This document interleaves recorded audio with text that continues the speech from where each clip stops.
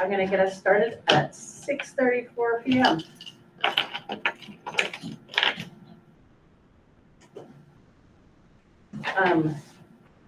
We have one change to our agenda this evening. Can you hear me all right with my mask on? Thumbs up, yep, we're good. Okay.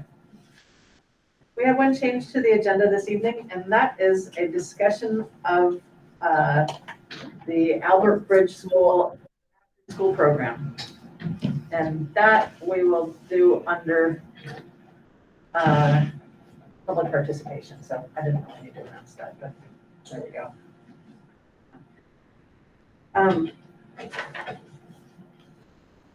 Okay. Next on our agenda is approval of the August 9th minutes. I'll take a motion to approve the August 9th minutes. So moved. By Amy. Do I have a second? I think Nancy's trying to second. We got it. Okay, I have a comment. Where is it? Oh, I have a comment about the minutes, and that is that I don't have the printout of it right here, but it makes mention of an 80% threshold. And I just want to clarify that that is 80% threshold for masking. Right. And I just wanted Or unmasking, right. sorry, unmasking.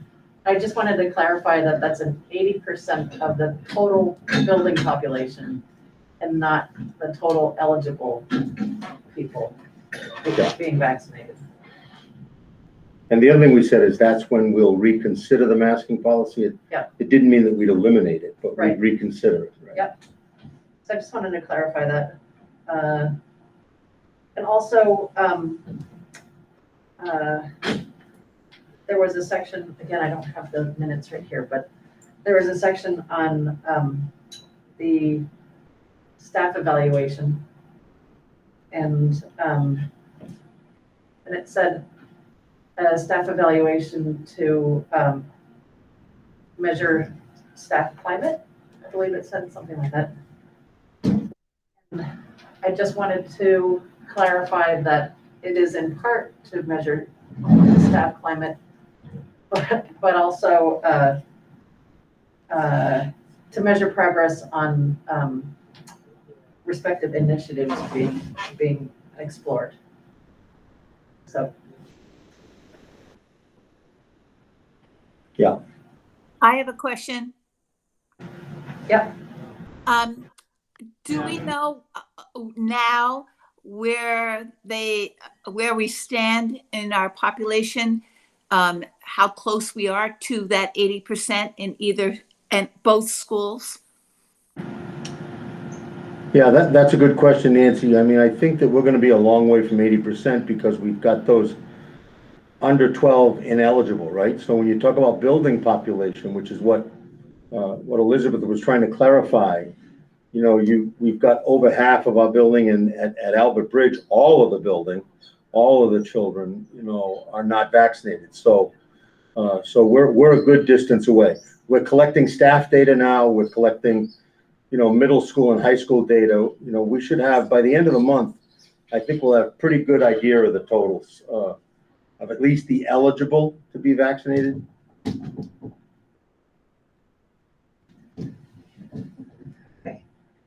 Thank you.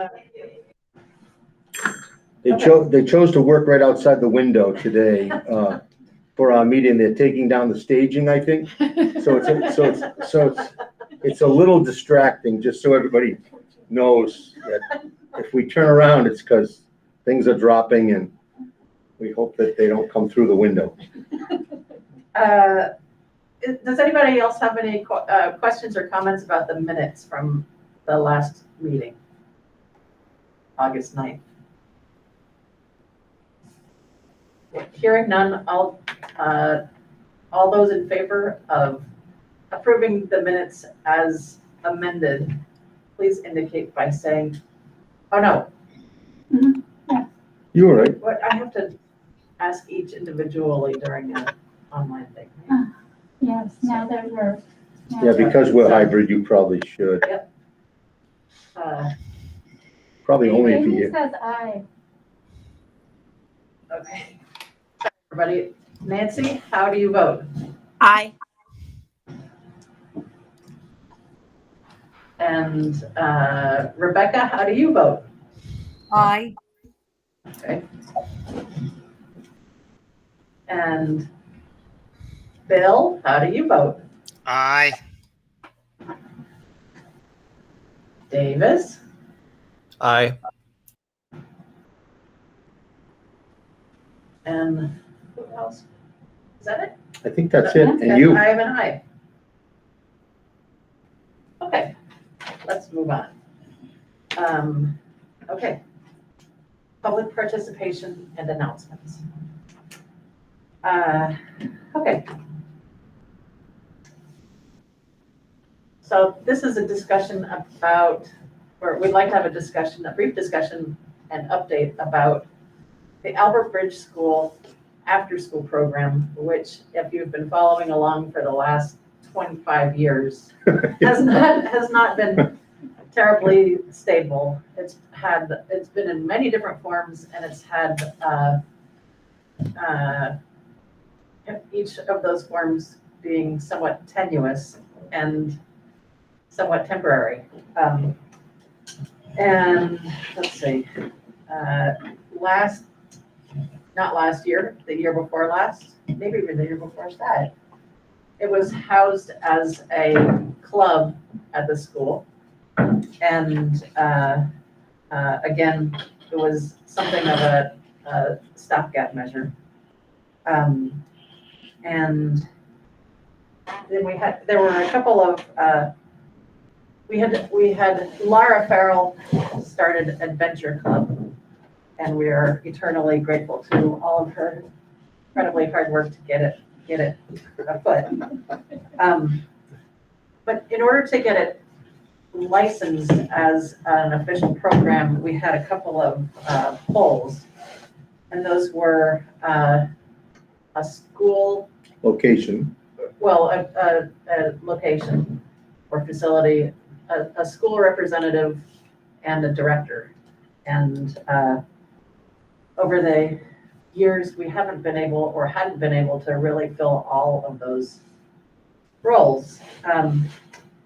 And let's see, we considered quickly getting our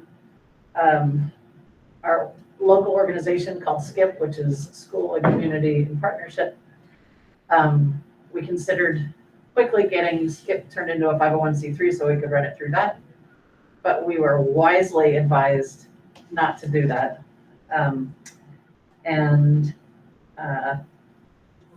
Ascutney Outdoors, under tremendous leadership, including Shelley, has stepped forward and agreed to allow the program to be housed at the Ascutney Outdoors Center, which is a brand new building and really doesn't have, looking at the requirements for facilities really is not problematic at all. And so thank you for your foresight and your Glad to work help. to do that, and Yeah. also your partnership building. And we also now have Emily Curtis Murphy, who has stepped forward, thanks to Laura recruiting her, has stepped forward to be the director. And also Annalise Ennis has stepped forward to be the school contact. And so all of those great big holes have been filled, and we have been talking about, Dr. Baker and I have been talking about whether to start a Building Bright Futures entity program under which the Ascutney Outdoors could be housed, and possibly kind of bridging the gap under it too, so that we could.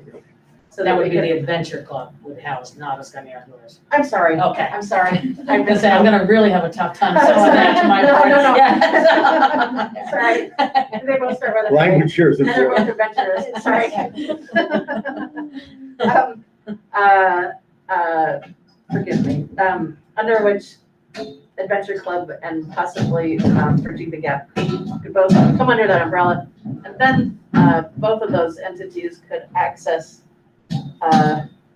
some of the ton of funding that's out there to kind of subsidize the program and pay the employees. And that's my update. So I'd like to introduce Emily and Laura Farrell if you haven't met her, Shelley Seward if you haven't met her, and give them all a round of applause and Yeah, well done. really big thanks, because this has been hard. It's hard getting to where we are today, and it's been a lot of hard work, so. Yeah. David, would you like to speak to it? Yeah, I was just gonna say is, and Jennifer and I have talked about this and Elizabeth at length over the many years, the advantage to a licensed program through Bright Futures and CDC, which is basically what all of our other schools do. I mean, there's the PAUSE program at Wethersfield, there's BTG at Windsor, so now there'll be, Adventure Club at, or whatever we name it, as an entity at Albert Bridge. So it'll be really consistent. And Heartland has never really felt the need because the rec department takes all of those kids after school. So that's been a good entity. But the advantage to having it licensed under that banner is that it also, as Elizabeth said, allows us to draw down subsidy for those kids who might have a hard time affording it. So, and anybody that's worked in this after school world or childcare world, because essentially, that's what after school programming is. It's a source of experience for the kids, but it's also a convenience for those parents that have to work, right? So it becomes that entity. But we've never been able to have all the pieces. We've either had a school rep and no director.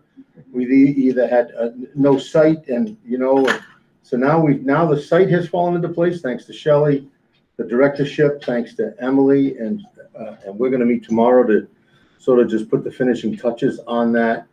And then the school rep, I know Jennifer has over the years, and I don't know if you want to make any comments or not, Jen, but you've always tried to piece things together, but it's really difficult from a supervision standpoint, a continuity standpoint. It works well for a couple of weeks and then, it doesn't.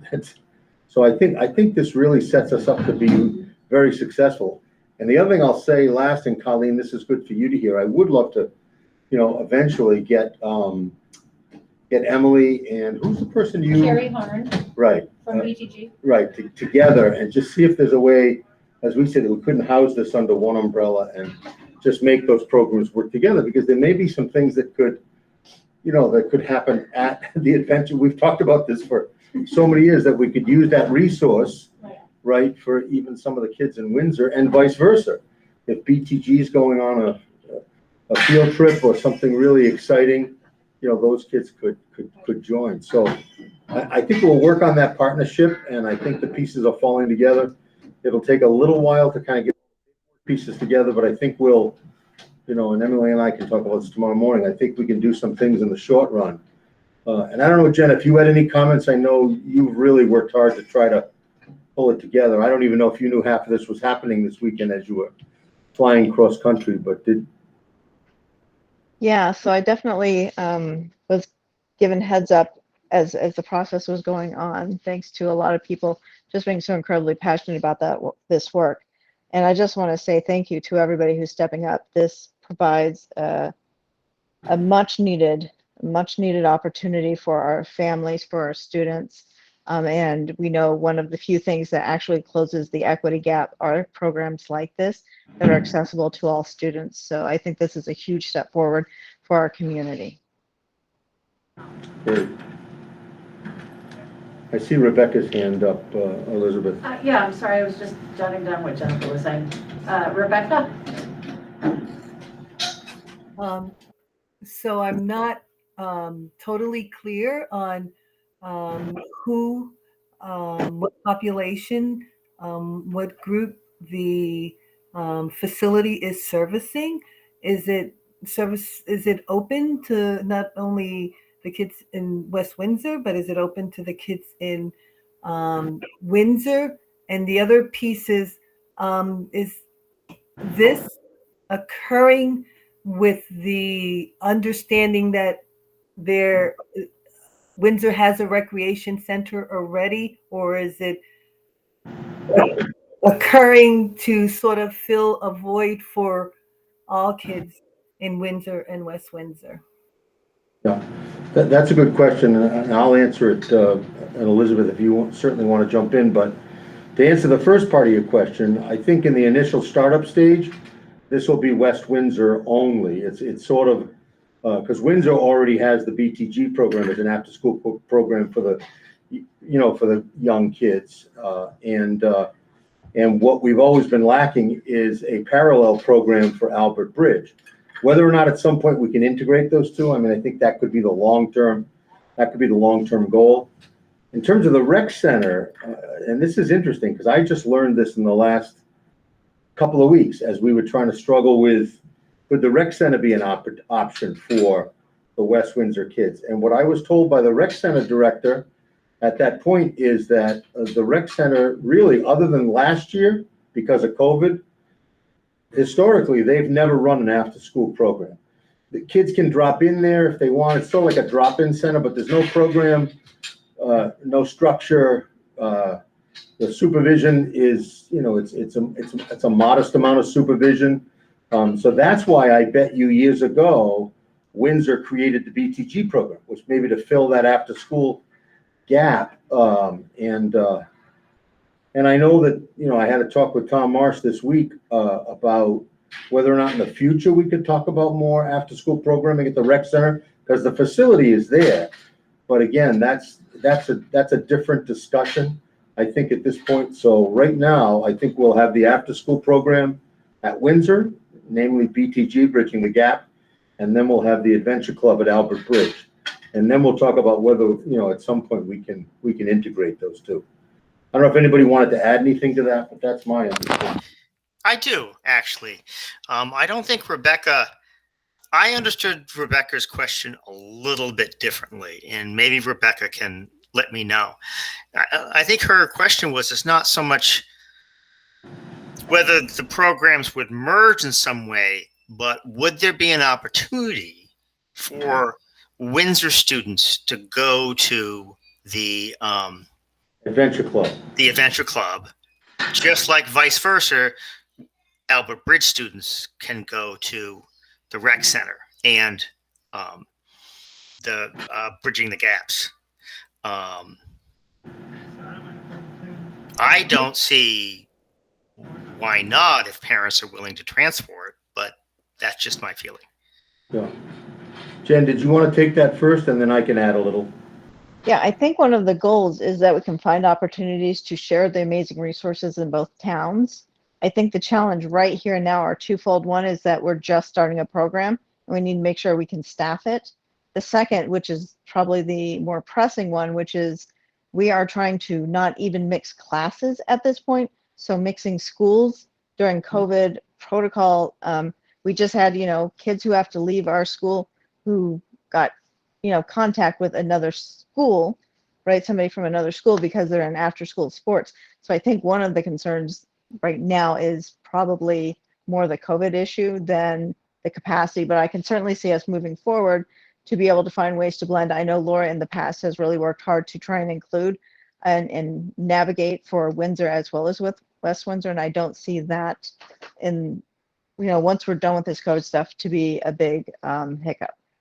Yeah, the only other thing I'll say is that when you operate under Bright Futures and under this Child Development Division of the Agency of Human Services, which is what ultimately BTG does and what the Adventure Club will do once Emily gets things up and running, is they have pretty strong staff to student ratios, right? So you just have to make sure as we build these programs, we've got the staffing capacity to adhere to those ratios, because they are pretty strict about that. But I think that, as I always think, the sky's the limit. I just think it's going to be, slow and steady will win this race. Yeah, and in no way, I think Rebecca and I were referring that that during COVID time, or the fact that as we get it off the ground, but down the line, Yeah. it may even be next year before that opportunity arises. Of course, my pie in the sky would be that eventually, Scutney will have a hockey ring up there, and we can start having hockey practice. We're ready. We're ready. And we stop losing those kids to Woodstock. I was just gonna say, Jen and Kate and I had met with Carrie Hahn from BTG, and with them being licensed, that was also a big part of the conversation. They wanted to reach out to BTG, but they're to Albert Bridge. And we talked about that with Jen, but the piece was that ratio of adult to children and not having enough staff to start. Yeah. But she was open to it down the road, how we could work together. And I think one of the first things we can do is have you, Emily, meet with them and just begin to form that relationship. And yeah, I think it could be exciting. And Elizabeth, not to embarrass you, but I know you put a lot of time into this. This has been, a constant and chronic. Anybody around this table, except maybe Shelley, I don't know if you know how much time has gone into trying to create something. She knows. Create something, When you live in a town of 1,000, you know everything. You know everything, right. Well, it's been certainly a huge effort, and I know somehow you just made all those right contacts at the right time, and Shelley happens to be also in the right position, which is great, I gladly give my time to something that is going to actually keep us going into the future. That's the thing, right? Yeah, it's good. The other person that was really helpful was Wynn Johnson. Wynn Johnson, good. He was very engaged in making sure this. Yes, he gave me some wise words on Saturday. And I'd like to just thank you all. Thank you very much for working so hard at keeping this program going, which is obviously dear to my heart and a passion for me. And I just want to thank you all for keeping the dream going. And I also want to say that when these programs merge, they still should stay individually their program that's different from the next program, so that families and kids have a choice that matches their passions or matches their interests. And I think that's really important, because you always want to have your child find its interests in life and passions in life. So, we've always talked about that, because not every kid wants to run around outside. right, not every kid wants to hike the mountain, explore the streams, and that's okay. That's okay. So I just want us to be careful not to try to be each other's program. But thank you, you guys. Thank you. Huge gratitude and kudos. Yeah, it's pretty cool. Nancy, I see your hand. And Rebecca again, too. When somebody else is talking who hasn't been introduced, would you give their names? I know who Shelley is, but I don't know if everybody else does online. Okay, sorry about that. Okay. Yeah, and the owl seems to have a good picture right now of Shelley, or it did until I started talking, of Shelley. And the owl's a little slow. She turns a little slowly once you start talking. But yeah, the two people that you were just looking at, that's Shelley and Laura, and Emily, actually. Rebecca, I see your hand. I just want to say that I think that the way that I understand it, both programs are really unique and offer different opportunities. And I think that is just wonderful. And I don't know if it was Shelley who spoke earlier, but I think that that uniqueness and that difference is important, because we know that when we offer students and young children different opportunities, it helps them become more informed consumers in terms of moving forward and picking either a career or a field that is interest for them. So I think that they should, I hope I was not misunderstood, thinking that it was misunderstood and folks assuming that I just wanted Windsor kids to access it. I just wanted to make sure that these are different opportunities and different opportunities for students to pursue, as I think it may have been Shelley, their passion. So thank you, Elizabeth, and anyone else who has put the effort in creating and making this happen. Thank you, Rebecca. Does anybody have any questions about this? When will we have a sense of the timing of when we can actually start?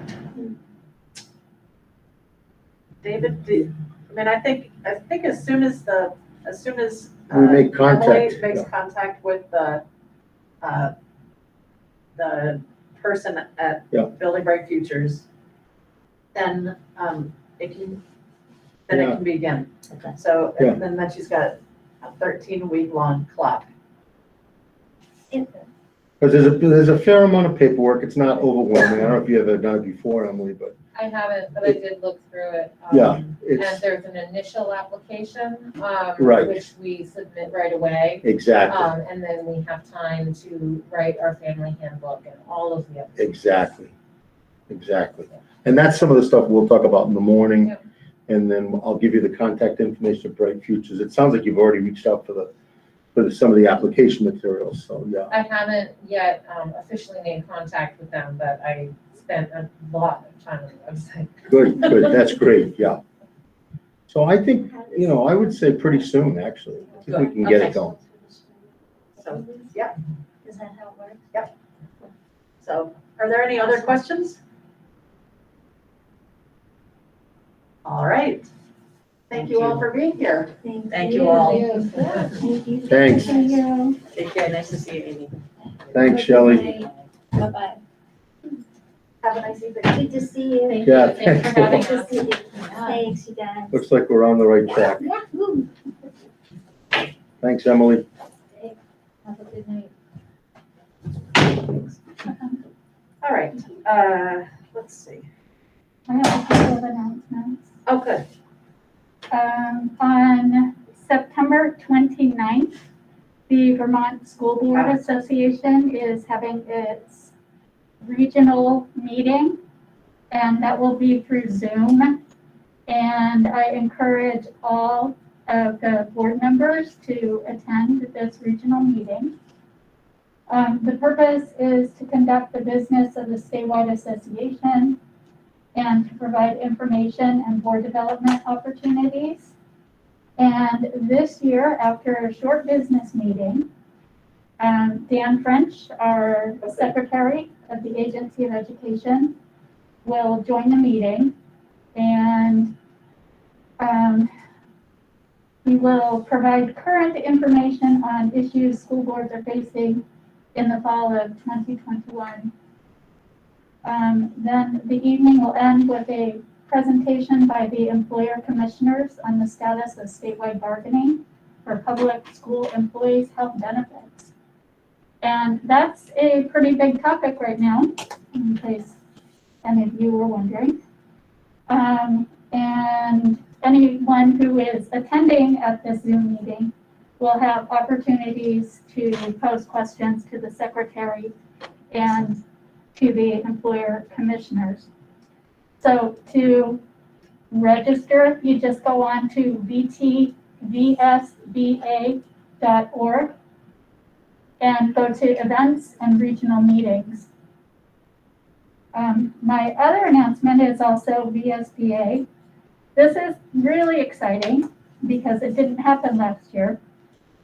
They are planning, and I hope it really happens, November 4th and 5th, the annual conference that is in conjunction with the Vermont Superintendents Association. November 4th and 5th up at Lake Maury. And that would be, I'm really hoping. The main speaker for that, at least as things are the planning stage, is Lavelle Brown. And he wrote Culture of Love, Cultivating a Positive and Transformational Organizational Culture. So I recommend everyone register for both of these VSBA opportunities.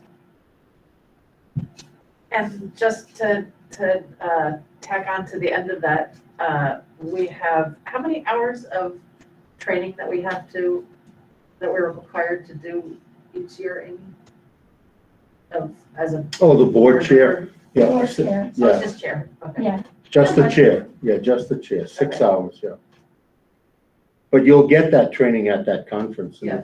at one of those anyhow. So just go on that website, right? Is that what you said, Yeah. Amy? VTVSBA. VTVSBA? .org. Yeah. And it's, when you first get on a school board, you're often thinking mostly about your school and your community. And when you get involved in VSBA, you're hearing other board members and hearing about the educational, all the different opportunities and issues across the state. And you realize that we're more than just our communities, that we really are a statewide educational association, organization. It's for all our kids. I've got just a very tiny question, but is it a public meeting? Not Original really, meeting? no, Okay. No. So it's not on the record? No. because the Vermont School Board Association is it's an organization, it's Not a municipal. it's not a municipal, so we're not even governed by open Okay. meeting law. Great. Okay, thank you. You're welcome. Are there any other announcements Or public participation. or public participation? I'm sorry, thank you. Is there any other public participation? All right, I don't see any other members of the public I here. think we lost some of our public. Good. Okay, then the principal's report is next. I just sent a copy of it to you if you want to share. So I could share, sure, I Yeah. could share. That might be just as easy to do. Update. Principal's report. There we are. Look at that, huh?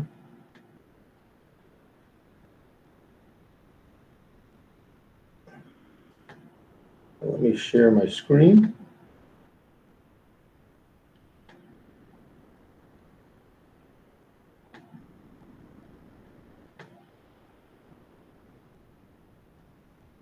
Should start sharing here in a minute. There it goes. Now we'll go back over here. And we'll present. Let's go up to the top, huh? So I think Jen and I could tag team this and talk about each piece, but we pretty much based it this evening on the questions that you asked of us, and Kate prepared the questions right there on the next slide, Dr. Baker, that we were asked about. Questions about teachers' time in the afternoons related to the strategic plan, the type of communications administrators are having with parents. 3, the administrators advocating for or sharing with parents the strategic plans and getting any feedback from parents. 4, how we handle the disciplinary issues in our schools and the anti-racism policy and equity policy part of our conversations and dialogues in the school. So we pretty much just touch base on each of those pieces. So here, if you want to click on that, this is what our monthly calendars look like with our staff. Our Mondays and Fridays, we have time set aside for co-planning. So our teams working together at grade levels and teams to support our students. We also have very specific meetings related to our 504 IEP Child Find. I'm going to let Angie and Katie jump in as well if they want to when I'm finished. On Tuesdays, we have everything that is related to our MTSS and referrals for our students across the SU. So this is where we are looking at what are the best supports for each child, where we start universally, and what we do at building base when our teachers are talking about student needs. On Wednesdays, we have our Lighthouse and Action Committee meetings from Leader and me. Those are twice a month with our action teams, and we have our Lighthouse meetings once a month and our staff meetings once a month on Wednesdays. On Thursdays, we are doing our horizontal and vertical alignment with curriculum with Angie. So maybe our English department one part of the month, and then maybe so that could be 7 through 12 English, and then next time it could just be just in the building based with just their grade alike team members. On Fridays, we have more co-planning time and more 504 Child Find meetings for. Do you have, when you do building based, do you also align with Albert Bridge? Or? Well, we have our Friday in-service plans that we will be working with the whole SU for our Friday dismissals. All of the schools have a similar calendar. So when we do the horizontal and the vertical meetings, sometimes they do go across the whole SU. So there is place for that there. Anything that's with, and again, I'll let Jen jump in, anything with MTSS, that's like social emotional, we depend a lot on each other, Albert Bridge and Windsor with our social emotional support team. So those are places where we would cross too. And our staff meetings are on Wednesdays are the topics that you mentioned, like is this where we're talking about the strategic plan and the anti-racism policy? These are places where that can happen, but they're also parts of our building-based meetings and other discussions. Angie, Katie, or Jen, if anybody wants to jump in to say anything I missed on that piece. I'm happy to just add a little bit here in that as they get into this practice, we know that teachers have often said that grade alike teams is something that they really value. So I know Albert Bridge right now, for example, we're working to connect our 5th and 6th grade teacher with the 5th and 6th grade science teacher over in Windsor and trying to create some kind of energy there. So I think we're just starting off this whole idea this year, but my inclination is that over time, it's going to have a lot of benefits for teachers at Albert Bridge who are teaching everything all by themselves for 1 and sometimes 2 grades to be able to connect with the teachers over in Windsor just to say, what are you doing for, your ELA? How are you handling it? Where are we in curriculum mapping? I think those things are going to evolve over time. Great. I can't see everybody. I don't know if Angie wanted to say anything or Katie. If not, I can go on to the next one.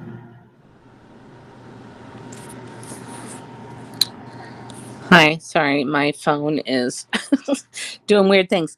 I just wanted to say that the opportunities to do this work have been challenging in the past because we found that over the 4 years that I had been in this position, that it's harder and harder to have coverage for teachers to get them the release time that typically curriculum work may be done. We just started offering, the last 2 summers we've offered curriculum opportunities for teachers, and that's been on unit creation. And so I look forward to this work being allowing us to get some of the work done that I have had as goals for all these years. So it's a good thing. Does somebody want to describe child find, just because I know sometimes we throw those terms around, and I don't know, Katie, do you want to talk about child find a little bit? Yep, that's in our MTSS process when students are referred for possibly further evaluation, whether it's for 504 or IEP purposes or others. We have a standing meeting every other week with the school psychologist, our speech language evaluator, classroom teacher, and the parent. So we set aside that time so it can happen on a regular basis instead of trying to catch time. And we instituted Child Find last year and found it to be amazingly efficient and had some great benefits of not being late on any of our paperwork or any referrals. Parents didn't have to wait, staff didn't have to wait, because we established that as a routine. So that's something that was new last year and we found successful, so we're keeping this year. So it involves a small number of staff each week, but it's important that we have it as part of our calendar.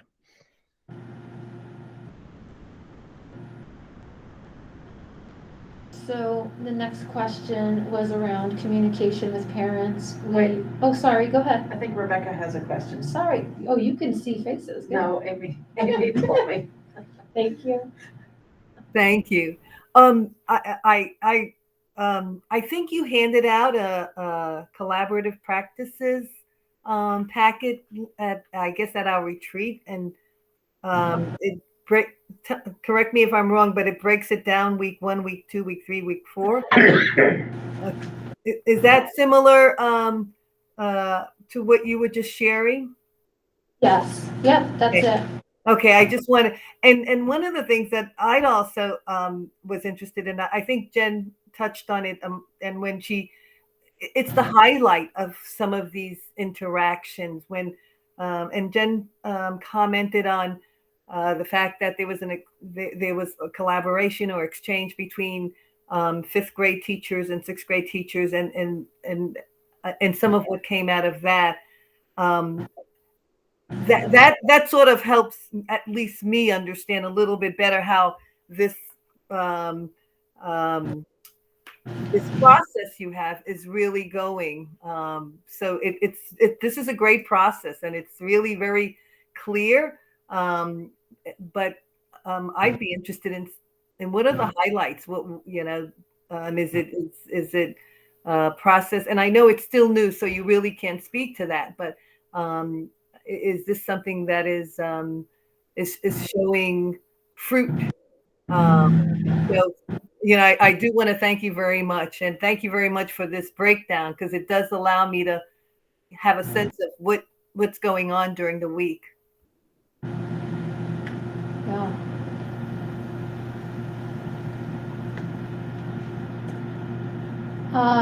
With our question 2 we were asked about communication with administrators. We've included our welcome back letters. Jen had included or added, and I don't know why you can't see it there, but just also the back to school night virtually. I know Jen also has a principal's weekly newsletter from her building, and so they're on the website. That's one of our constant communicators. One of the questions was, were there any concerns related to COVID? Right now, first week of school, most of our concerns are about the busing and getting our students home and on the bus and getting the bus routes correct. And that is some of the things we had shared with Albert Bridge. We were working on some of the bus sharings with Jen and our building, making sure it works for the students to get their bus rides home. But I would say that's just because it was the first week of school. The COVID compact, I think David could talk a little bit more about that. We're just keeping track of all of our families who are signing the COVID compact. And I would say that has been one of where a lot of the questions have come up so far for this year. Can I ask you or make a request of you? That is that, can you just make sure that all of the school board members are included in your mailing list when you send things out? Sure, absolutely.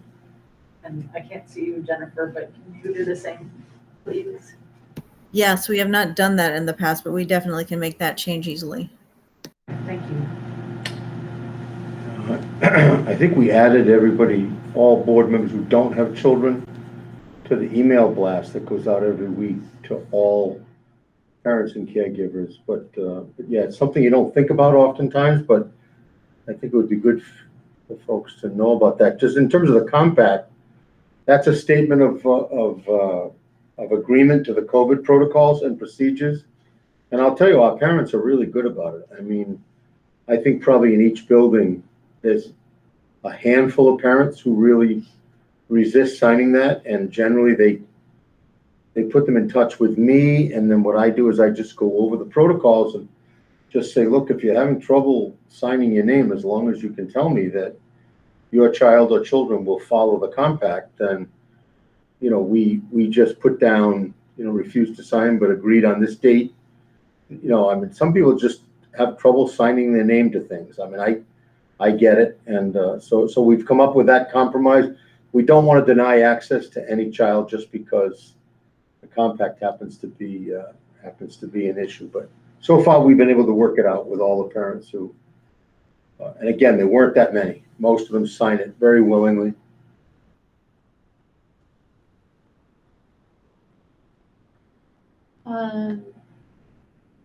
Jen, did you want to add anything? I think just that a lot of the communication we are doing across the supervisory union in a shared way. So those who saw the stuff from Albert Bridge, there's a lot of similarities, and I think that's one of the advantages that we have moving forward, so that we're all on the same page and every school gets to add their own little flavor. So that's, I think, a way that we're collaborating, so we're not all trying to recreate everything all the time.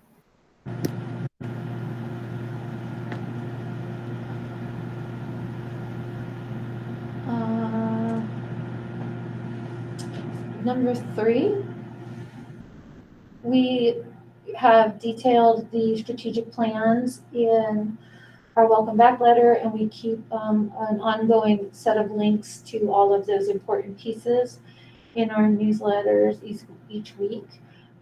We haven't received any feedback specifically on the strategic plan, but we're open to any thoughts on that. I was just thinking that this could be a place where we could discuss it at our admin team meetings about kind of like we talked about highlighting some parts of the strategic plan bits by bit throughout the year with the parents in the parent emails, parent newsletters.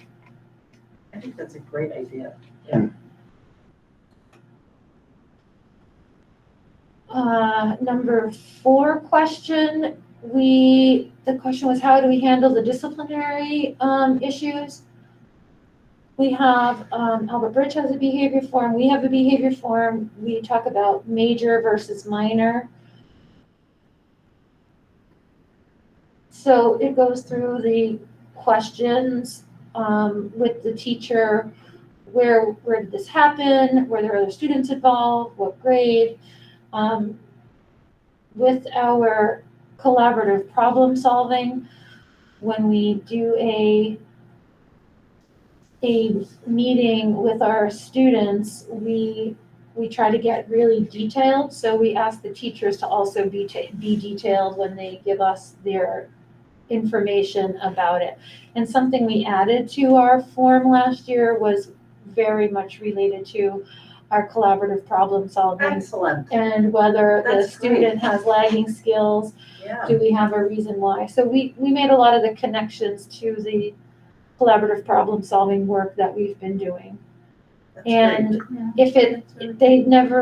teachers never write down that it's bullying and harassment. They just write down the facts, and the administrators investigate those situations. But they can write that it's a level 2. It might be more serious. There might be something physical. But that is what we have initially for the teachers to share with us. And like our collaborative problem solving discussions, we are trying to solve it with the child, and it's a discussion. So that was one of the questions, is it, what does it look like? And, yeah, that, I would say that. I can also add to that, we do, one of the questions was, or at least as I understood it, was about proactive work. And the work we do in Windsor with PBIS and Responsive Classroom, and Albert Bridge does Responsive Classroom, so much of that is about the proactive teaching of the expectations through interactive modeling. So we're showing the kids what to do. We show them what we want to see. We have them understand it through their own language, describe it. We have them practice it. We use a lot of what we call reinforcing language to help them understand what it is the expectation is. So just setting the stage for, you don't expect the kid to come in and know how to sit in circle the way you want them to with good personal space.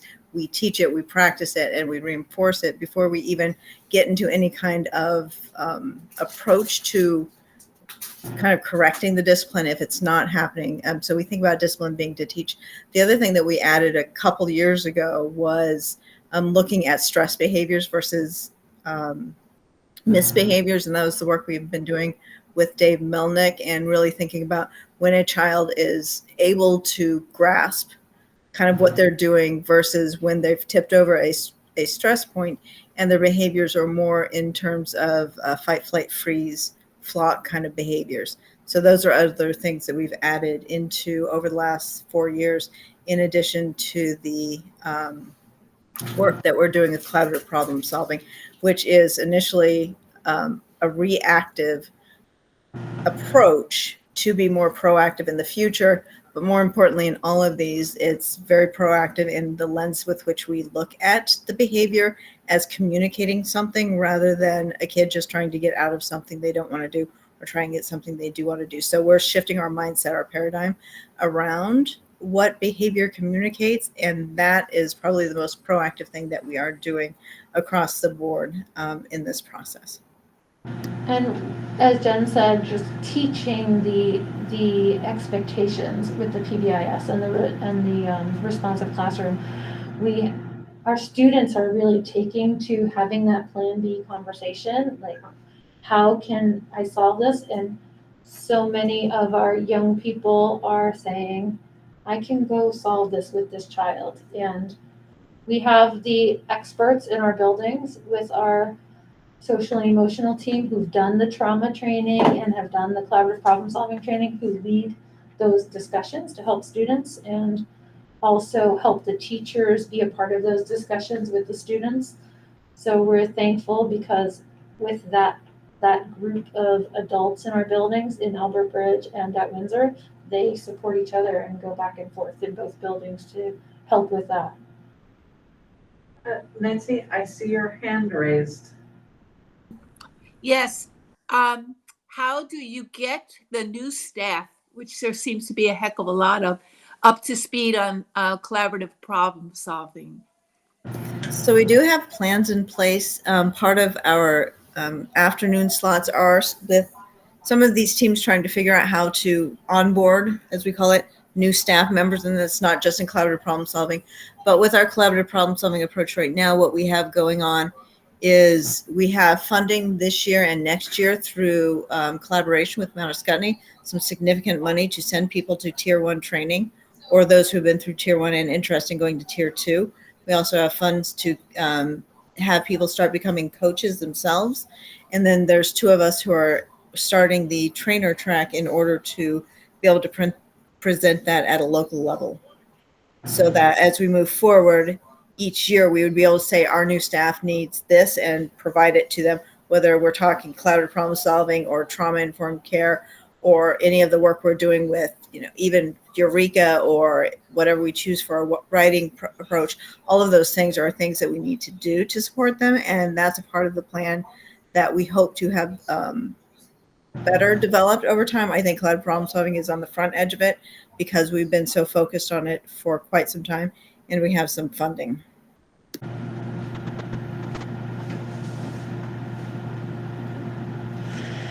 And I think our 5th question was, is the anti-racism policy and equity policy part of our conversations and dialogues in the school? Right now, they are a part of our one time a month monthly PLC on the opposite weeks of our Leader in Me meetings. And one of the first things we're doing with our choice PLCs, which are equity policy and anti-racism policy are part of that, is finding building leaders for each of our PLCs. So we're just working on that now. Are there any questions about that?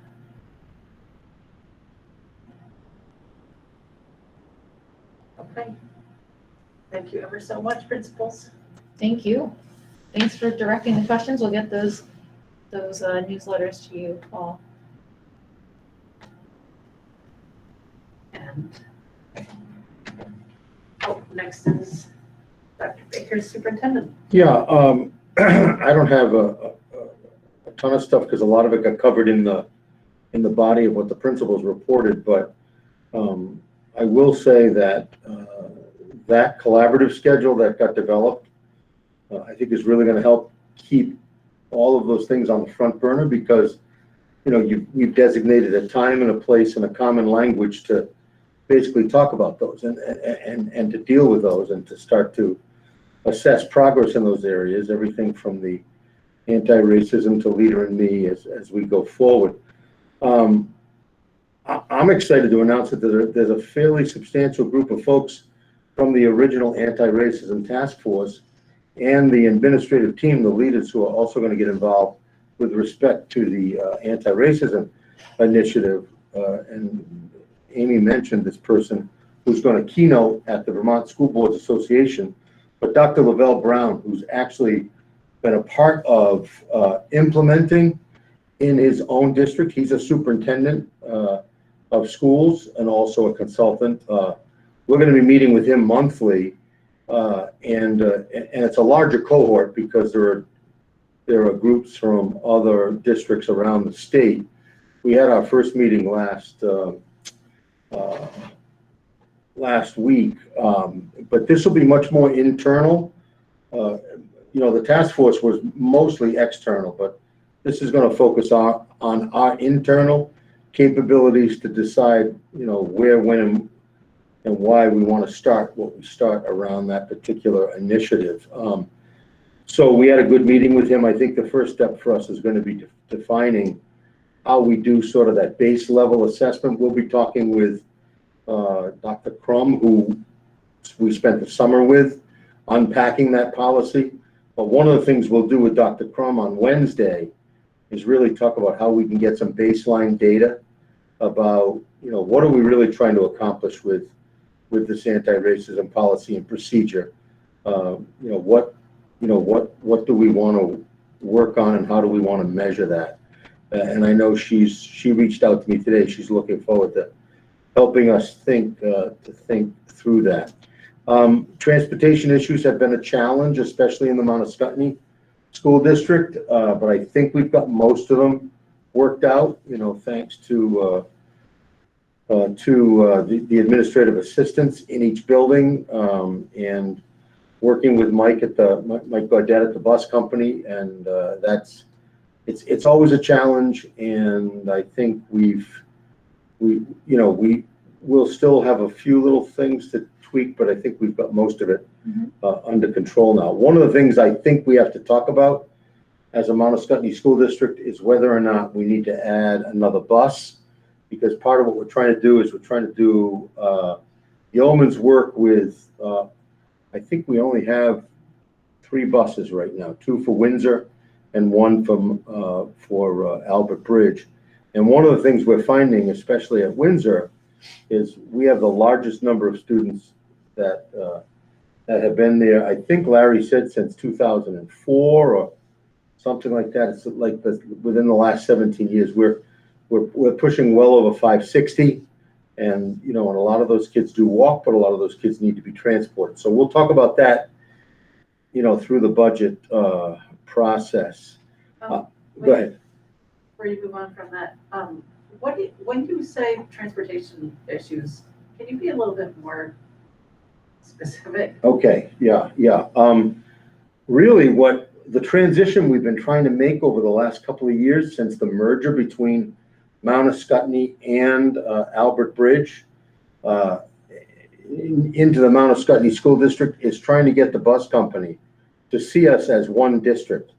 When Albert Bridge had high school choice, we could simply say to the high school kids, we, much like at Heartland and much like at Weathersfield, we don't transport you. I mean, if the sending school or receiving school wants to come get you, that's fine. But now, you know, we've got to get all of the West Windsor kids, right? Because now they're coming to Windsor, and there is no more choice. And over the next 2 or 3 years, we're going to have every single West Windsor student at Mount Scottney. So it's a matter of making sure that we are able to, with the buses that we have, manage the transportation for all of those kids to get to Windsor High School, and at the same time, all of the Windsor kids to get to Windsor, and all of the Albert Bridge kids to get to Albert Bridge, right? So and I think what's happened is the bus company just wasn't used to thinking like that. We've had to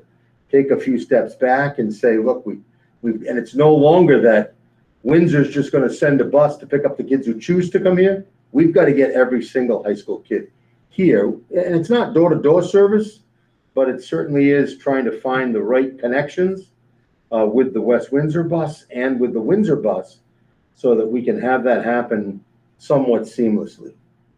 I don't know if that answers your question, but that's been the biggest challenge. So, for example, have there been kids stranded at In the first couple of days, I guess stranded might be the word. We had some kids. We had, so part of it is it's kind of like catching your connecting flight and finding the right timing of getting the bus for the students who go out to Albert Bridge from Windsor just a few minutes earlier so that they could make that next bus to get to their door-to-door home.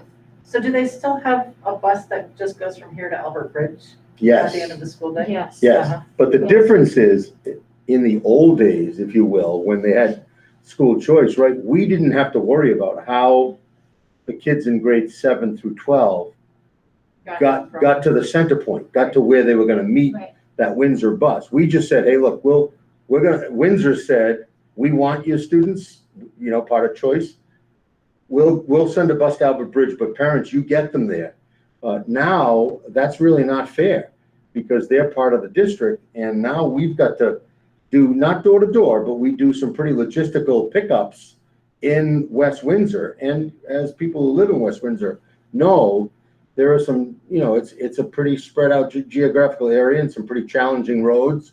And getting those kids picked up, and John's an excellent bus driver. He knows the kids, he knows the stops, but it's just getting the mindset that we've got to get those kids and get them to West Windsor or Albert Bridge. And then they've got to hit that connecting flight so that bus from Windsor can take them then over to Windsor. I think it's working now pretty well. I haven't heard anything in the last. And we have to do it with Heartland and same thing with Heartland. And Weathersfield on some of our classes, and we also do it with the Heartland with some of our students attend some of our classes here, and our transitional K students have a bus. So with all of those situations, we're just trying to find the timing to be correct.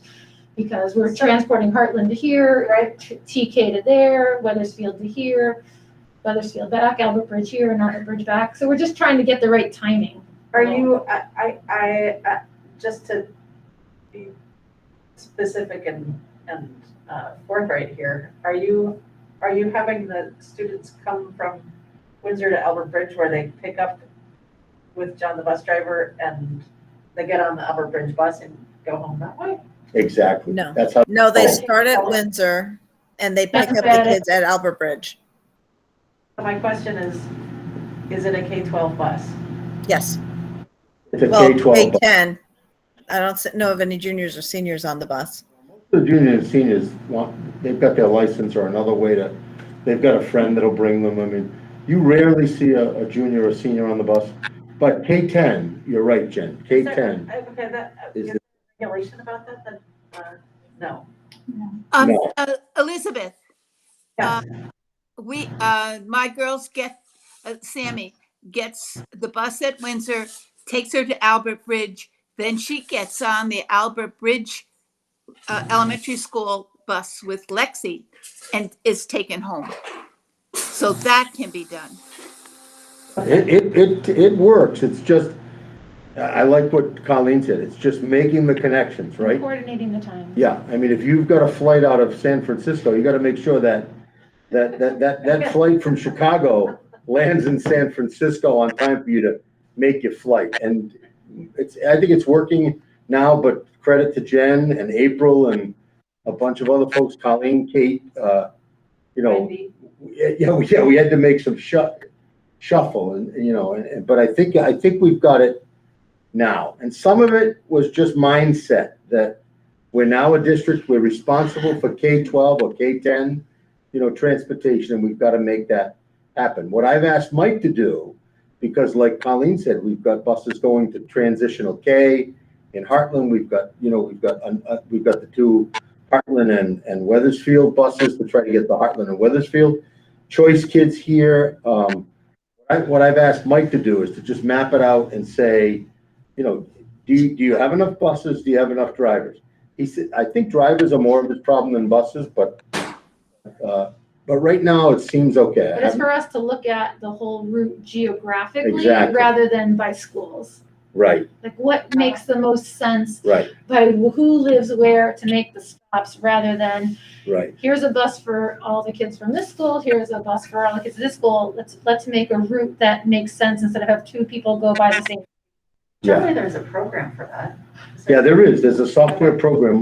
Mike told me about it, but it's taken a couple of years to get him to understand, and not because he, you know, I mean, he's not resisting. I mean, it's just a matter of, you know, it's not just a matter now of making that central location.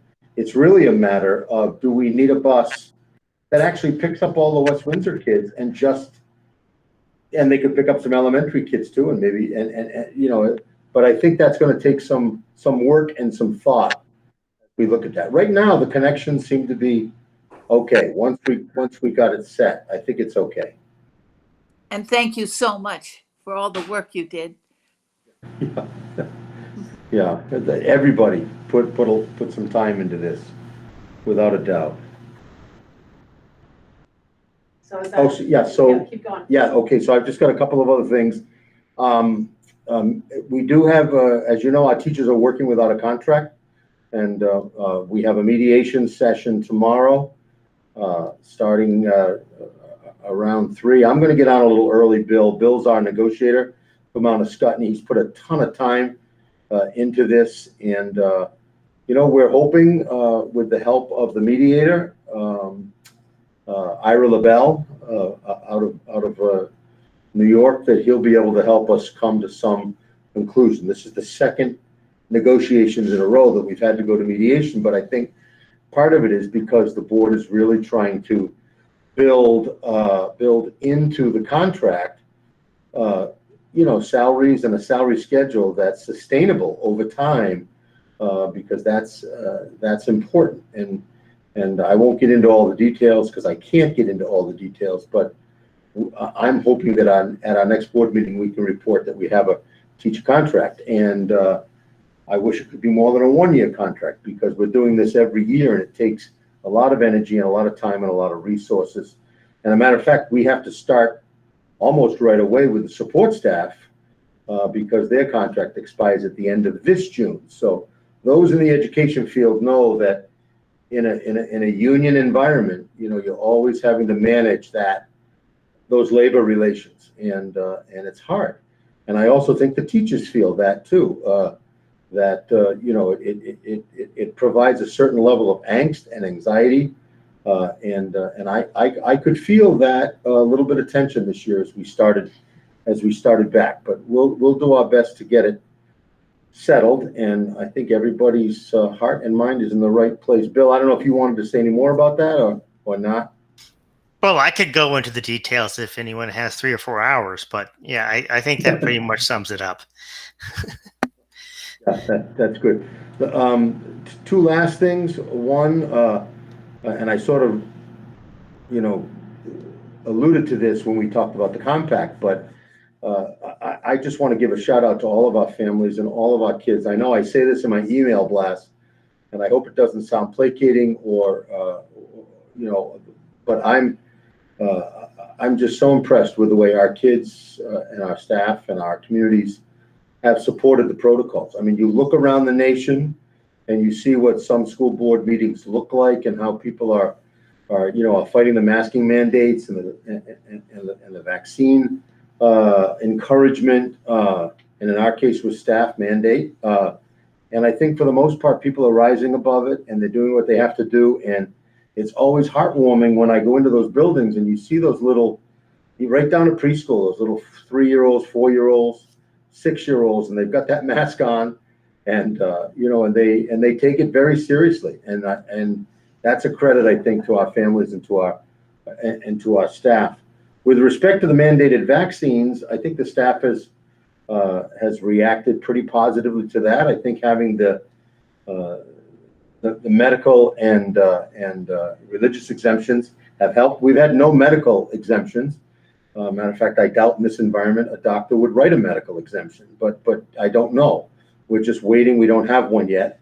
We have about a half a dozen religious exemptions, and we have a criteria by which we judge those exemptions, and we've been using our attorneys to help us through that. But one of the things I will say to this board, and I will say it to the whole SU board, that a religious exemption, the way the law is written, is based on, first of all, the religious principles that the person is stating, which that's to some degree that's the easy part.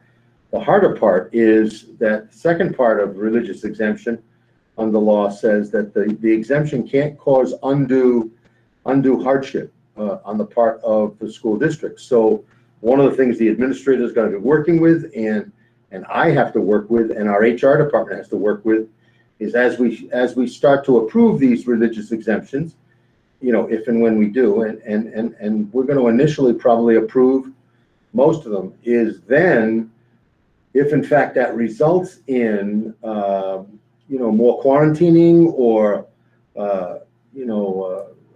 an additional layer of supervision, or if we get more. Right now we have a half a dozen religious exemptions.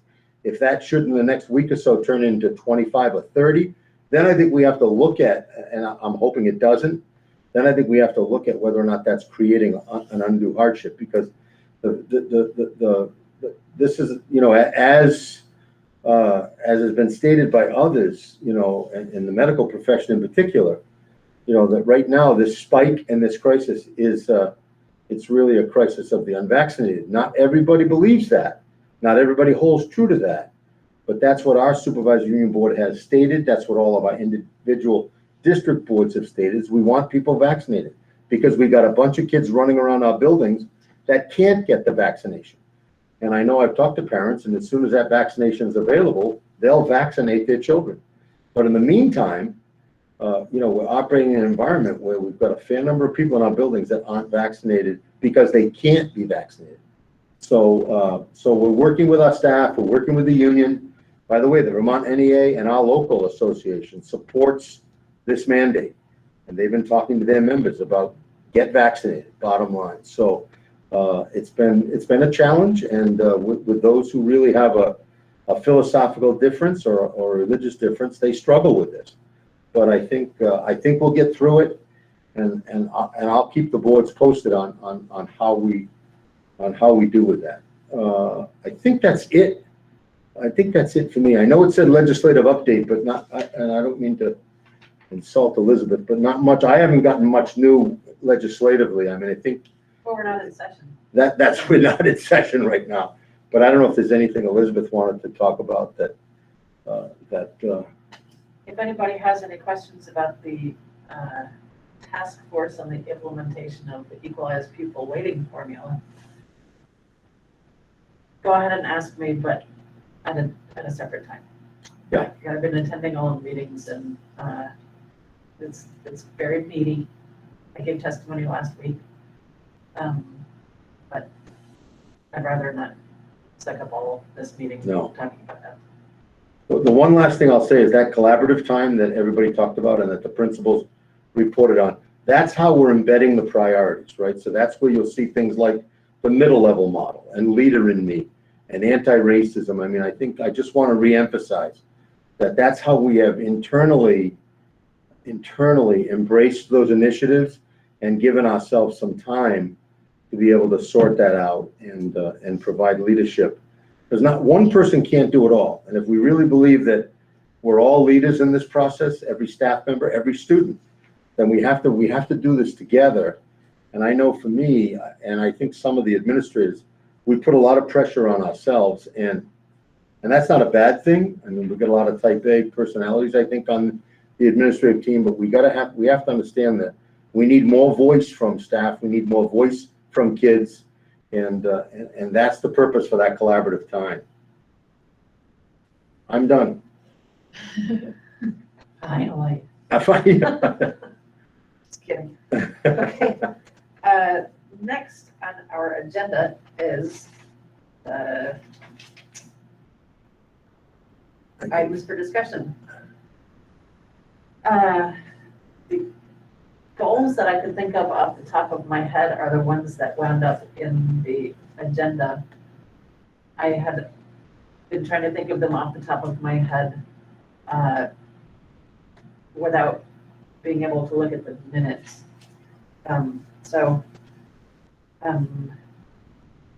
Let's see. We had talked about our 4 topical feedback sessions with parents and administration. Does anybody have any new thoughts about that goal?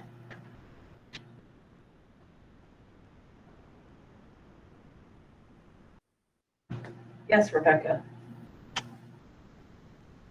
Are you talking about, because I have the agenda in front of me, the goal that says the board will host up to 4 public forums to have open communications and feedback about a specific topic related to board goals?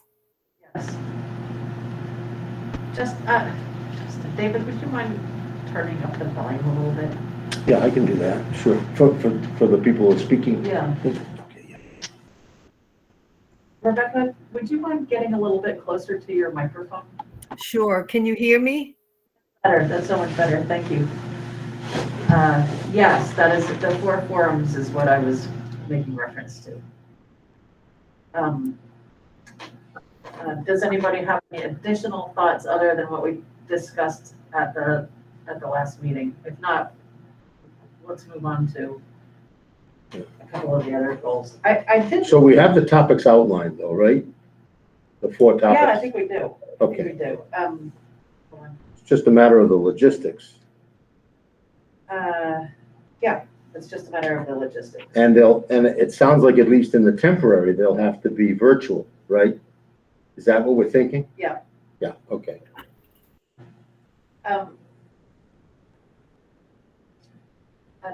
Next on the agenda was parameters of minutes. Because we were going to discuss whether we wanted to change the format of minutes. And the one comment that I have is that I would like, when we have a blended meeting, what do you call this? Like a retreat. Hybrid meeting like this. Yeah. That in the minutes, it is designated who was present in the room and who was online. Is Wendy still with us? I think that's doable, right, Wendy? Yep. She says yes. Yeah. The other comment that came up at one of the other board meetings, and this is certainly, I mean, I think you've been doing a great job keeping up with this, Wendy, not to mention the other things that you have to do besides take minutes, but, you know, for you to sign the minutes, you know, that you took them, I think that's important too, at the bottom. Minutes taken by, you know, or, yeah, something like that. She does that. Do you do that? Because I didn't. Yes, it says respectfully submitted, and then it has my name. Okay, good, because, yeah, all right, good.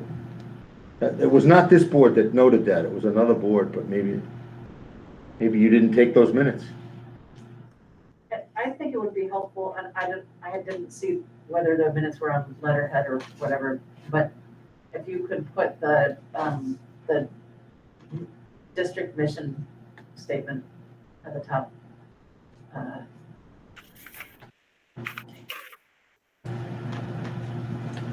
Yeah, and we can get that for you, Wendy, if you need it.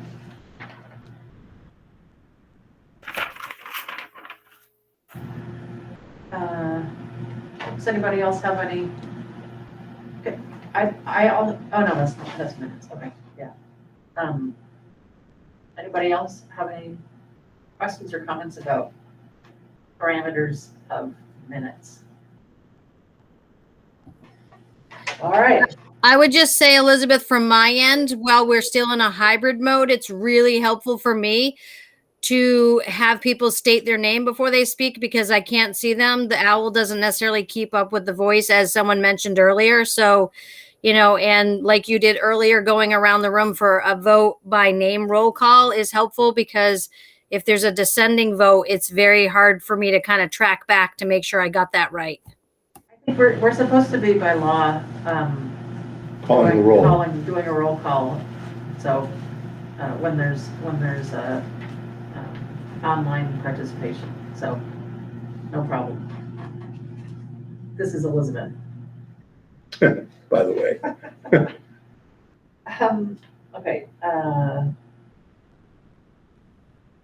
Okay, the next one was outlining steps for working with select boards to implement the anti-racism policy. And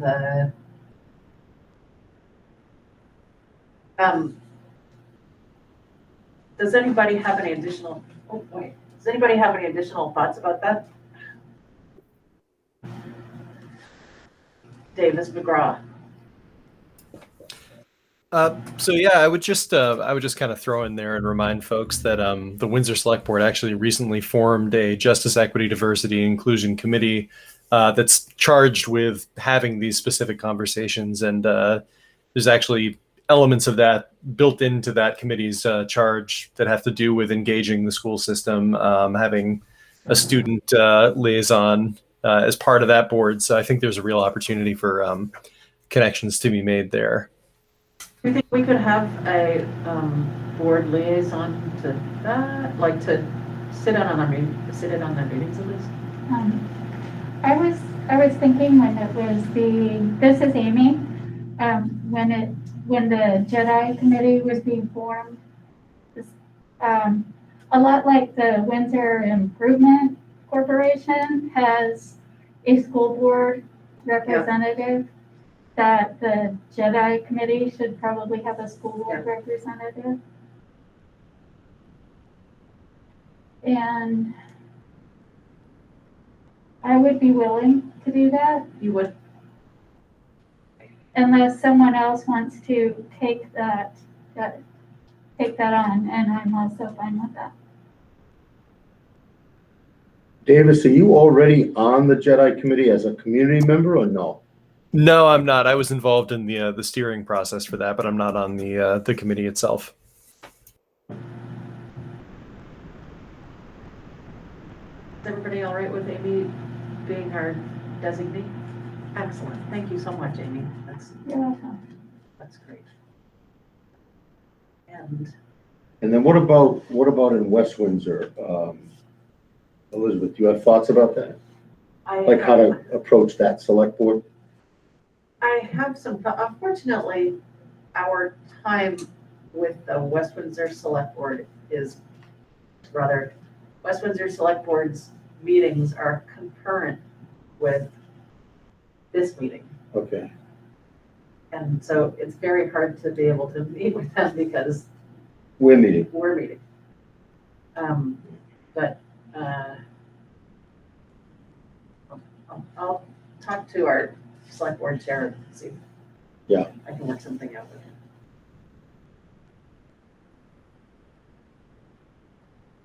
him. Let's see. Yeah. Elizabeth, this is Amy.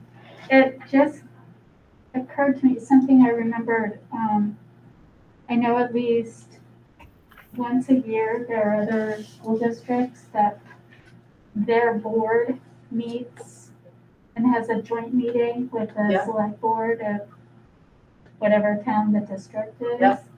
So if that could be something we could do. Yeah, that's a great idea. to, That's a great You know, idea, once, especially around budget time. once a year. Yeah. If only once a year, maybe twice a year, to have where all of us meet with the West Windsor Select Board, and then we meet with the Windsor Select Board as well. Yeah. Kind of a joint meeting. That's great. Or all together, that would even be more fun, but maybe no, not. Yeah, no, I don't think that's a good idea. That's not fun? Okay. No, because they're, I mean, Different. it's different towns. Okay, yeah. Yeah. Whereas we straddle the towns.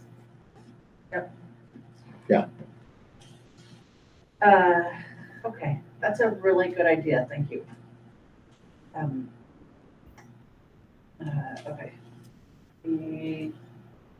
Okay. The other ones that were included in the minutes were, creating an evaluation survey related to ongoing professional development hours.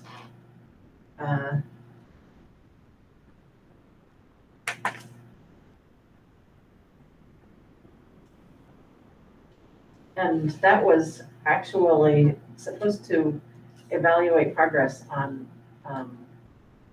initiatives and start now with a baseline, Right. so that we know where the teachers stand with each of these initiatives. And then, try to create a metric so that we can see what kind of progress they're making.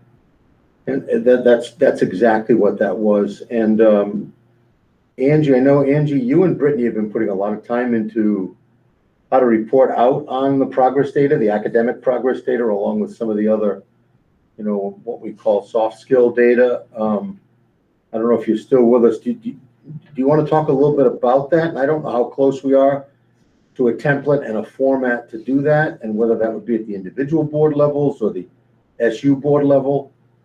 Do you want to address that, Angie, a little bit? Did we lose Angie? Yeah, I think so. I will say that Okay. Larry Dower very kindly tracked down the numbers for the investment SU-wide in this, and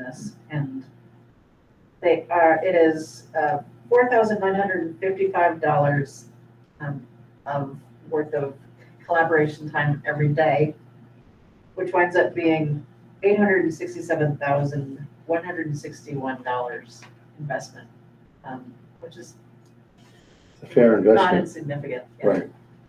I don't know what fraction of the budget that winds up being, but it's a lot. So I think it's important that it be kind of measurable. Just, we're working hard on that, and we will have a format for that, because I agree, Elizabeth, that's important.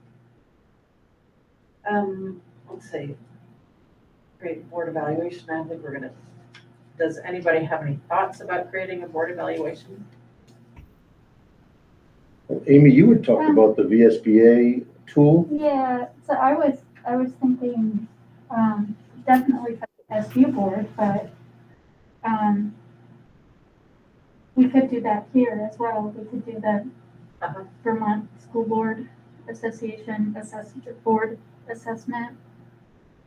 Just so we had an idea of what the role of the board is, and to see where we are and what we could be doing, that kind of thing. How we should focus our time and interest, so that we're meeting all of our responsibilities. Let's see. Hold on. So one of the other things a couple of things. I thought one goal that we hadn't talked about that I thought would be a good goal either for this board or for the supervisory union board would be for our board to have receive training in some of the initiatives that we've, like, it would be great if our board received level 1 CPS training. Because then it would be great if the SU board received level 1 CPS training so that everybody would know what we were talking about. And it's such a fantastic program. I mean, it really, on so many different levels, or the leader in me, I'd really love to like receive some kind of, baseline, not just. It doesn't have to be the full training, right? An actual training so that we internalize what it is, and we're modeling as well. Right. So it's all, that was one of the things in Portrait of a Graduate, right? Collaborative problem solving, Bill. Yep, sorry. Yeah, Bill. CPS, collaborative problem solving, Problem and solving. LIM, leader in me. Those two are the, I apologize. the acronyms That's sometimes a can jargon or you want. get I you. know, I'm sorry, thank you for busting me.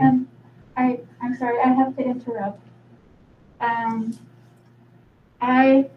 at this point in my life, I cannot be the liaison for the Jedi Committee because they meet on Thursday at 6. Okay. And I work until 7. So it gets to be someone else. Is there anybody else who can do it?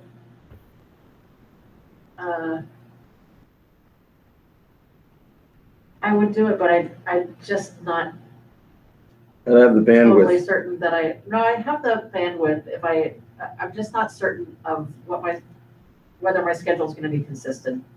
Given enough warning, I can handle anything, but I'm just not certain that that I can say with confidence that my schedule is going to be consistent. I don't want to be inconsistent. I think it's important. Does it matter whether it's a Windsor or West Windsor member of this board, or probably should be a Windsor member, do you think? I don't know. We're boiling that down now to Rebecca or Davis, and we don't have to decide tonight, but I don't know. I know Davis, that's why I asked you. I know you were somewhat instrumental in the formation and evolution of that Jedi. But he's also in school. Yeah. I'm certainly in pretty regular contact with folks who are in that group, but yeah, I have some similar bandwidth and scheduling issues. I'm also on the Windsor and Air Board, which does occasionally meet on Thursdays. But yeah, I think it's something worth thinking about. I agree. We don't necessarily need to designate that tonight, but I'm happy in the meantime to just be a line of communication and try to keep information flowing up. Yeah, and I'm happy to help make those connections as we move forward. Great. Is there a chair to that? Does that group have a chair, Davis, right now, or? They do, yeah. It's Ethan Lawrence. Okay.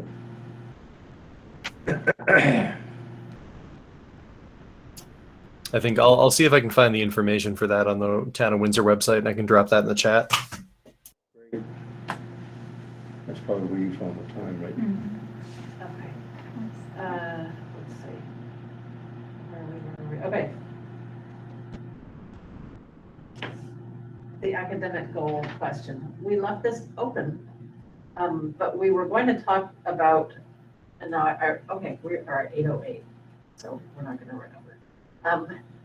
We left this open last time. We were going to talk about how we can actually measure academic gains and progress K through 12. Right. And I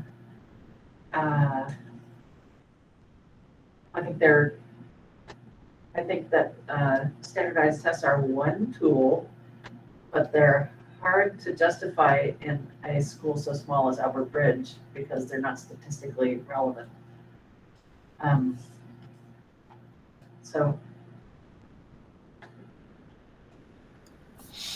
Okay, so are we talking about measuring academic progress within students? Is that what you're talking about?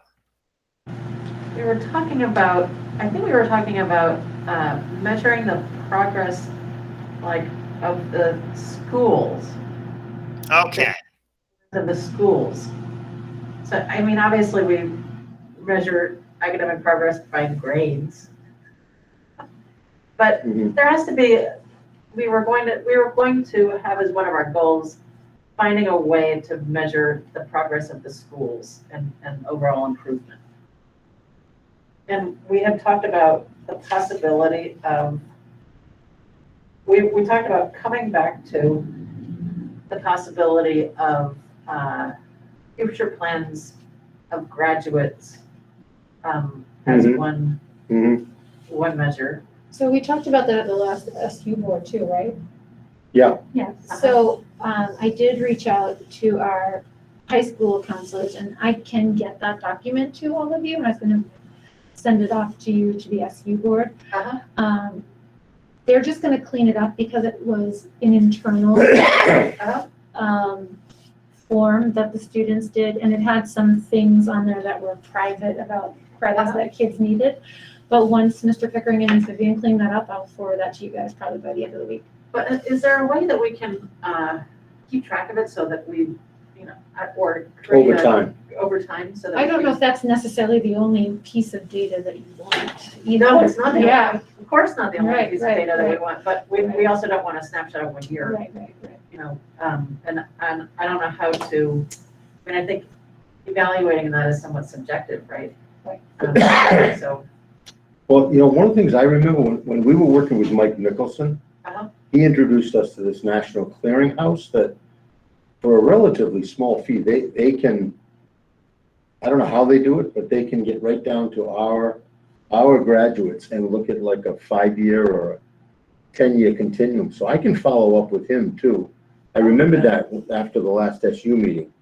And it you know, again, I'm not saying spend lots of money, but if it's a reasonable cost, you know, and the data is there, and they have this huge data bank, and I don't know how they do it. I think they do it somewhat through all the student assistance corporations, like the Vermont Student Assistance Corp, and all those surveys the seniors take at the end of the year. But I'll chase that and get back to it. That might only track students who go on to higher It education. might. I don't know though. I think it does more than that, but let me check. I think it does job performance, military. I think it does the whole thing. But on top of that, it would be nice to have, you know, come up with some other means of evaluating how the schools are doing. Rebecca has a hand up. Oh, sorry, Rebecca? I would be interested in looking at the I would be interested in looking at grade evaluations, and I think that really does speak on some level to schools.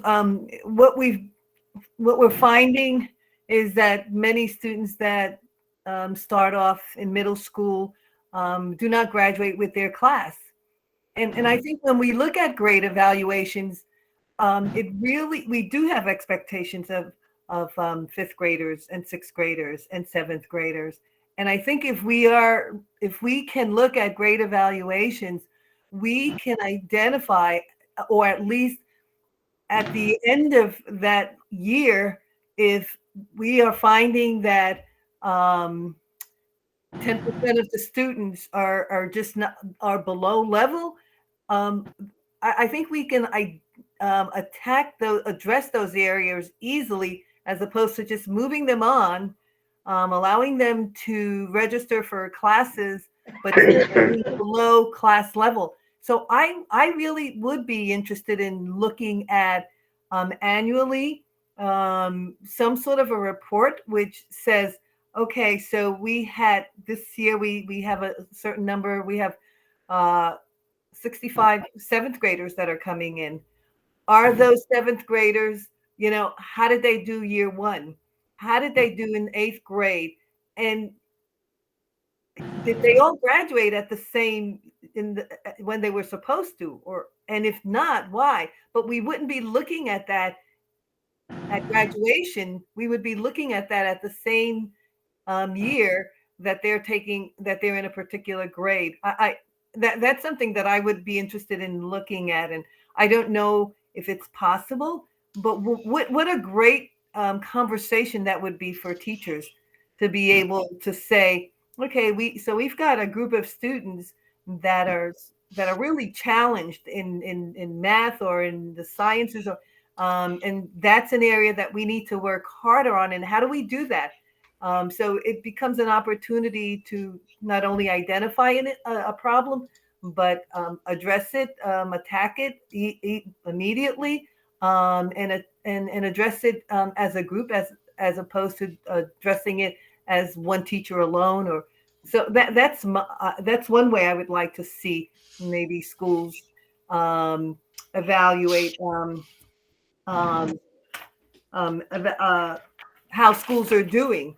And at this point, we're not looking at just one grade. We're not just looking at seventh graders. We're looking at all grades. So we have everyone involved in the process that are looking at their students and identifying how they're doing, whether they're doing well, where the needs really are. But that's my thought. Thank you, Rebecca. Bill, I see your hand. I heard your. Yes, that heard my ding. Rebecca brings up a good point about assessment. One of the issues, though, is with looking at grades. One issue with, and I'm assuming Rebecca means like report card grades. It's setting down benchmarks at certain points and having the same assessment, basing the same assessment on the same benchmark to see where students are. The work with grading standards-based report cards are really at the beginning level, and to get to the point where that you know where a student is based upon their report card grades, it's still quite subjective. One of the things that I found in my years of teaching is that one of the biggest, the most reliable indicator of future success is a student's ability to write. Okay, that's really what it comes down to. A student's ability to write means that they have the ability to take information and assimilate it into a cohesive way. I'm not talking about spelling or grammar, because I'm a functioning dyslexic.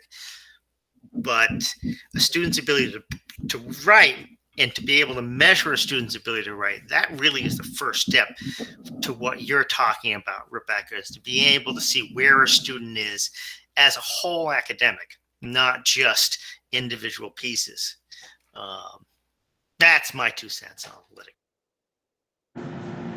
Amy, I see your actual hand. Thank you for that.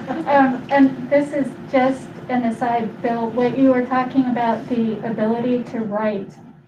I don't know if any of you remember, it was probably, oh my gosh, maybe 20 years ago, maybe longer, that there was a major focus on writing.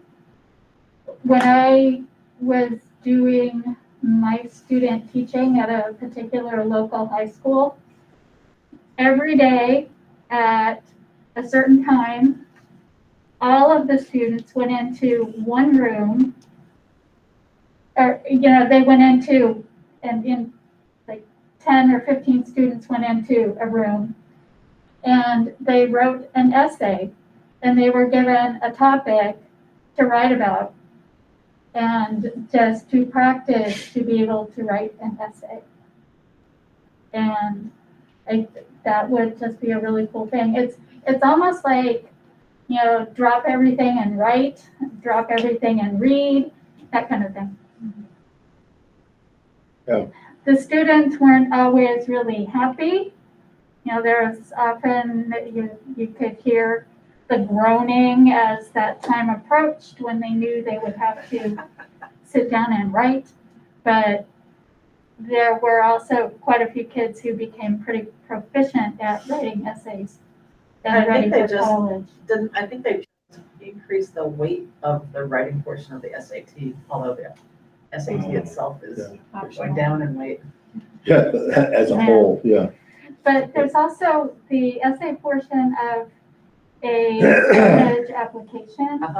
There's also the ability to communicate that is important in any workplace, and the ability to complete an application for work. So, writing is still very important. Mm-hmm.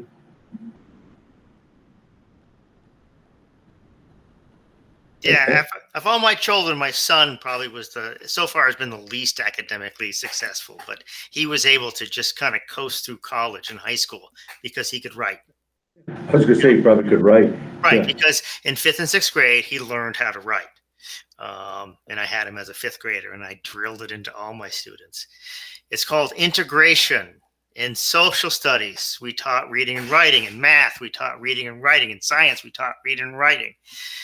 And at the end of a few years doing that, the school rated top in the state for kneecaps for 7 years running. That's great.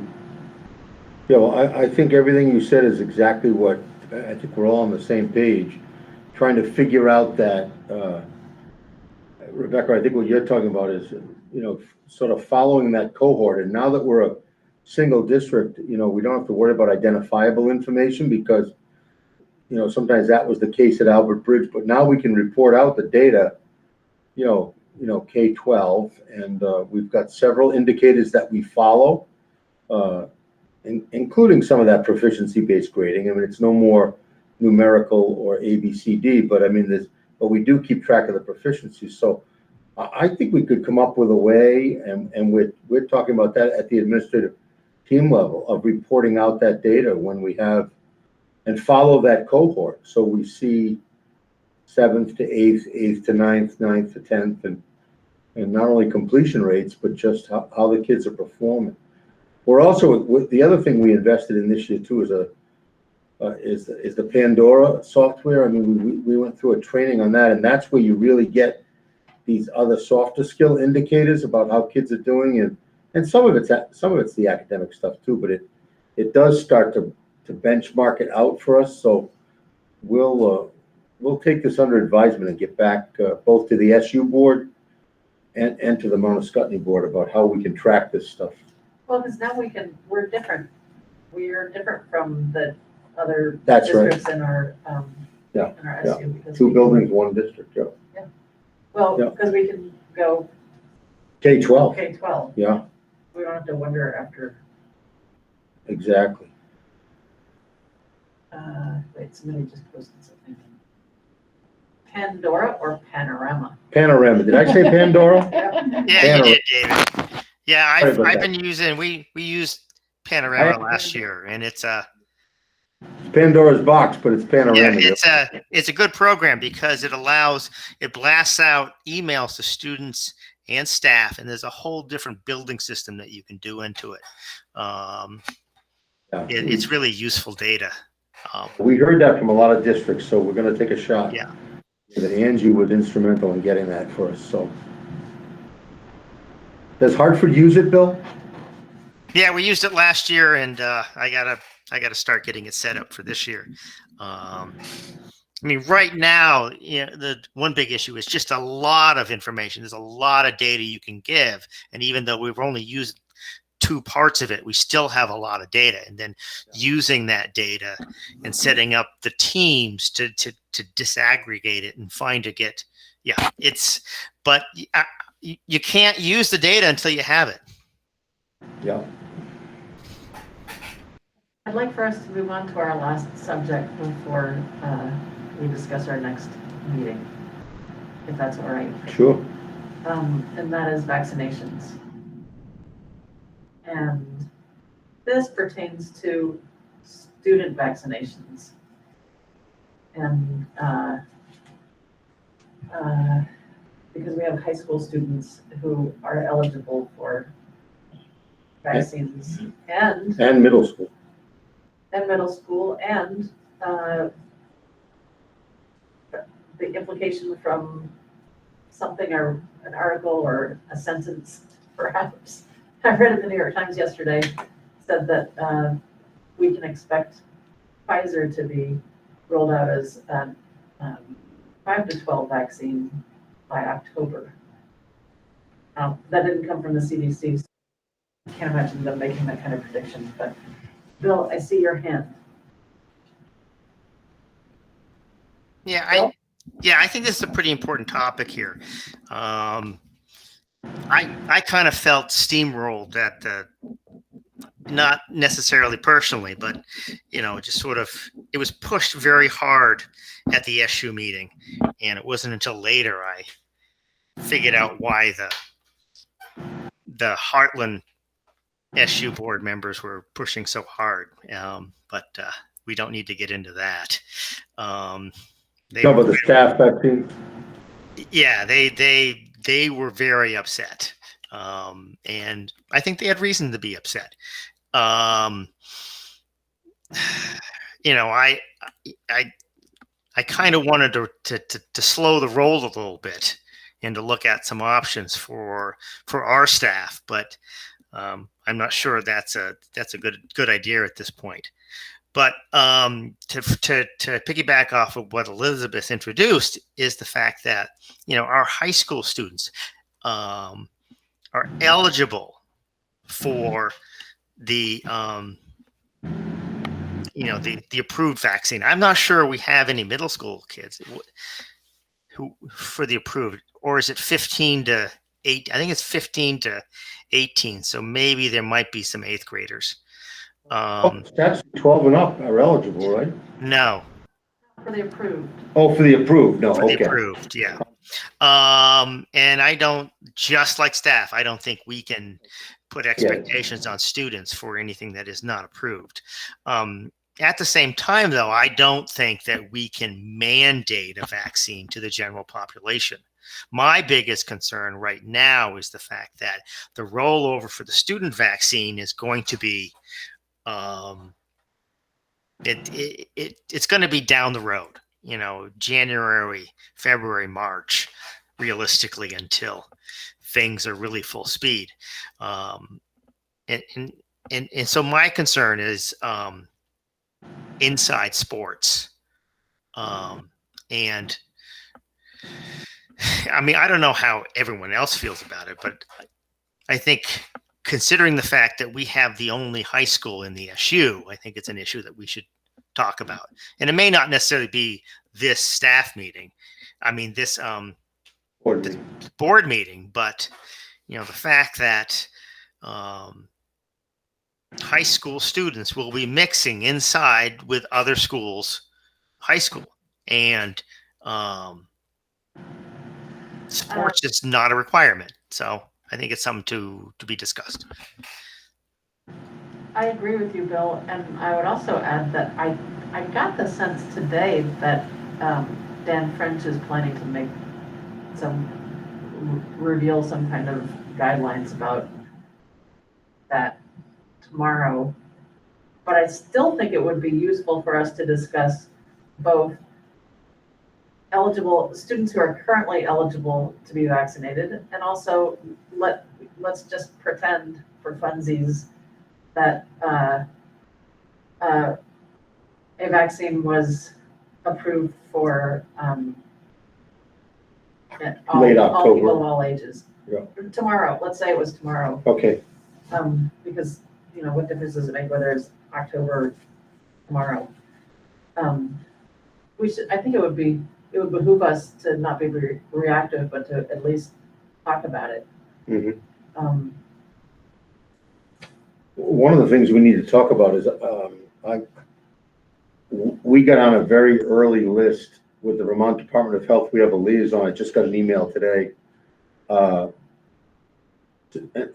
do some on-site. In other words, once the vaccines become available to the children between the ages of 5 and and 12 that we might be able to provide, much like we have the flu clinics, and that we might be able to provide some of that on site. And I think that, proximity for, especially for children, obviously it has to be with parental permission and all of that stuff, but I think we can use our site to do some of that, because I don't think you're gonna have those kinds of walk-in opportunities at Rite Aid and Walgreens and Kinney's that you have for adults. So I think we're gonna have to bring the vaccine to the kids. But I tend to agree with Bill, and I don't know, Elizabeth, whether or not, I know you weren't implying this, but I would really want to go very, very slowly with any kind of, student mandate. I think that's a whole different ball. I do think we have to figure out ways to encourage and provide opportunity for kids, once it's available, to be able to access it quickly. I agree. I also, the reason that I abstained from the vote at the SU was because I felt that anybody receiving any kind of exemption should have to undergo testing twice weekly. That it didn't state outright that anybody receiving an exemption should have to be tested twice weekly at their own expense. And yeah, the motion didn't state that. You're right. Although that's what we're doing, but not twice, but once. Yeah. Once. Okay, going back to the high school students and indoor winter sports. I mean, how do we want to handle that? Amy. Well, basically, students to do sports, they have certain health requirements that they have to fulfill. And so if we wanted to move forward, we would make it a policy that having a vaccine or being tested regularly would be a mandate to be able to play sports. That would be a reasonable expectation.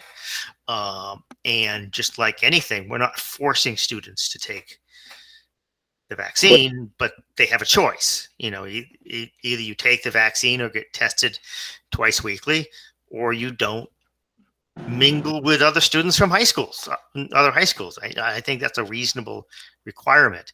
I mean, if we're not letting other people into our buildings, it doesn't make any sense to then suddenly allow them to mingle inside with other. How did we have the games last year? Because I know we did. Masked. They were masked, Masked, yeah. and no And fans. Yeah, right. Because all the pictures, people have pictures. Some schools even had like sporting events where it was like a maze for its teams to walk in separate places and stay away from each other and exit in different places. I mean, that even happened at a soccer outdoor field when it first happened. So yeah, no fans and masking and but then anyone who's a tennis fan watching the US Open saw an incredibly packed stadium. Yeah. And How about that Patriots game last night? They had to show Crazy. verification that they've been vaccinated. Yeah. But it all depends on where you are. But I think I hope we get some. A year ago, we didn't, as Bill points out, we didn't have a Delta variant, which is really, changes really everything. We assumed a certain level of safety for our young kids. We didn't have vaccines last year. And No. we didn't have vaccines last year. Not toward the end. So I think we should, I would be inclined to consider vaccines or testing for anybody who's eligible for sports. Winter sports. indoor. Indoor. Yeah, outdoor's a little different than indoor.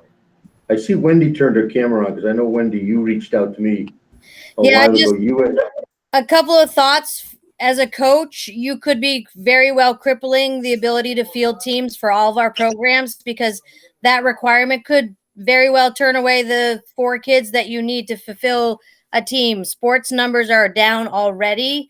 That could absolutely sink a program. I mean, the girls basketball team, for example, has barely enough numbers to scrape together a varsity and a JV team at best, and that could cripple them into not being able to field both teams.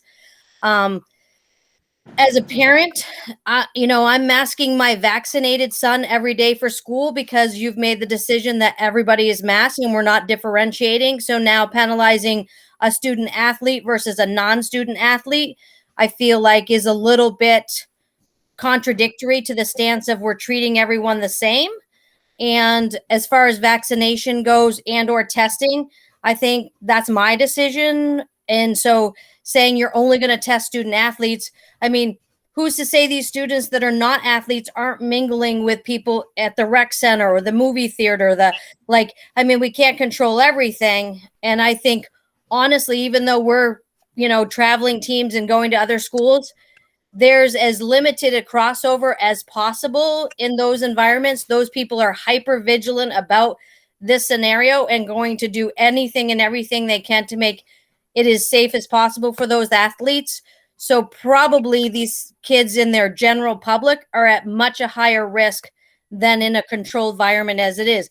I realize that it's an inside sport, and I realize that it's an unmasked environment. So that, yes, there's risk there, but the reality is that everyone that's there is careful. The basketballs are changed and sanitized by quarter. They're not allowed to mingle on the sidelines. I mean, there's all kinds of extra parameters put in place to make it as safe as possible. But I just would hate to see us sort of penalize, in a sense, these student athletes, by making their higher requirements of them than we are of every other student. Right, but we already have higher requirements of student athletes.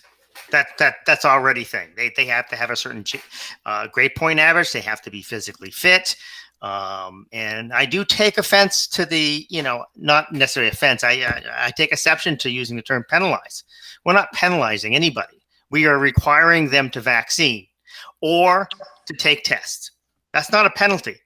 That's an expectation. And you're absolutely right. We have absolutely no control of what these teenagers do outside of school. But academic sports is not outside of school. We are parentis. And loco parentis. We are responsible for them while they are student athletes. I have a funny feeling anyhow, this gets back to what Elizabeth said. That's why I don't think we have to make the decision tonight, but I have a funny feeling that the Vermont Principals Association and the AOE may make this decision for us. They're well aware that they're moving these kids inside in another month or so, and they're well aware of the variant and the spread. So they may have some rules around, but that's well and good, David, but that doesn't mean that we can't discuss it on a board. That's true. That's true. And it doesn't There's no reason we can't discuss it. And the fact that right down the line and say in October, November, it may be, I fully expect that the Vermont government will require vaccines of all students to go to school. And that's completely within their legal rights to do that. And if anybody takes it to court, they will absolutely lose. They are extreme.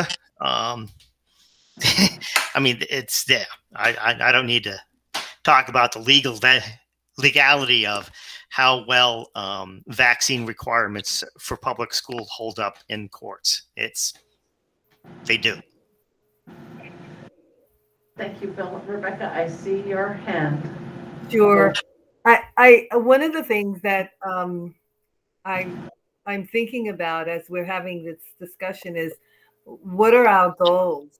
What is it that we really want to accomplish? What is it? And our goal, it's having the students play indoors safely is definitely our goal, one of our goals. But I think that our goal is to make sure that our students can remain in school all year round.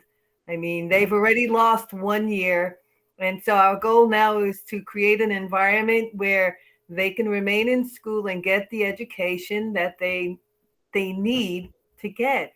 So I think that that's really important not to forget. And I think that, sure, I support policies that really will promote that goal for all of our students. One of the other things I was thinking is this is a great opportunity to connect with the community. We know this is coming. We know this is happening. And you know, and I've seen some of the letters that have gone out from David. They're informative letters. And I think this is an opportunity to inform the public, inform the community, inform parents. This is what's coming down, you know, what potentially is coming down the pipe. We want you to know that we are dealing with this. We're not being reactive, but we want to let you know that we are talking about this. It gives them an opportunity also to give feedback if they want to give feedback. But I think the other piece, it's also informing them that we're continuing to address the issues that are arising, and some of them we don't have answers for, but that we're talking about it. We're trying to come up with the best plan. So I think that, again, this would be a great opportunity to reach out to parents, to the community, and let them know these are some of the things that we're concerned about. I really did appreciate Wendy's comment, because first she spoke as a coach, but then she spoke as a parent. And that was really valuable and very important in these discussions. Maybe you could have attach in one of your emails a 3-question survey. One, what do you think about indoor high school sports? 2, and vaccine question. 2, how do you feel about, and I'll make it clear that it would be either vaccinations or testing. 2, if you have a child younger than, or student younger than 12, and the vaccination is approved tomorrow for. Would you students vaccinate? 12. What's that? Would you vaccinate? Would you vaccinate? And 3 comments. You just have it, you know.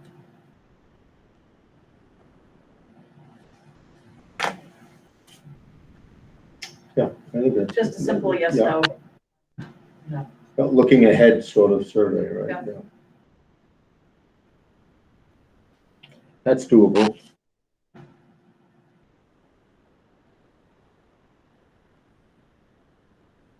You create a Google form pretty easily and just do that. Yeah. We'll do it. Yep. Easily, and it tallies itself. Yep. It tallies itself, exactly. Okay. Anything else on this subject matter? If not, I'd really love to get us out of here. That's my most immediate goal. So the next agenda.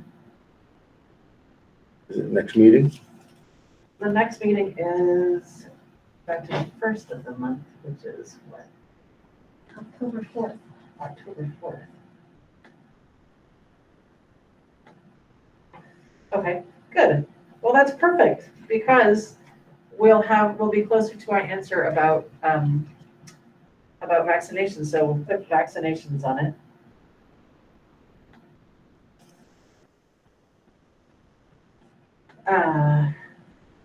And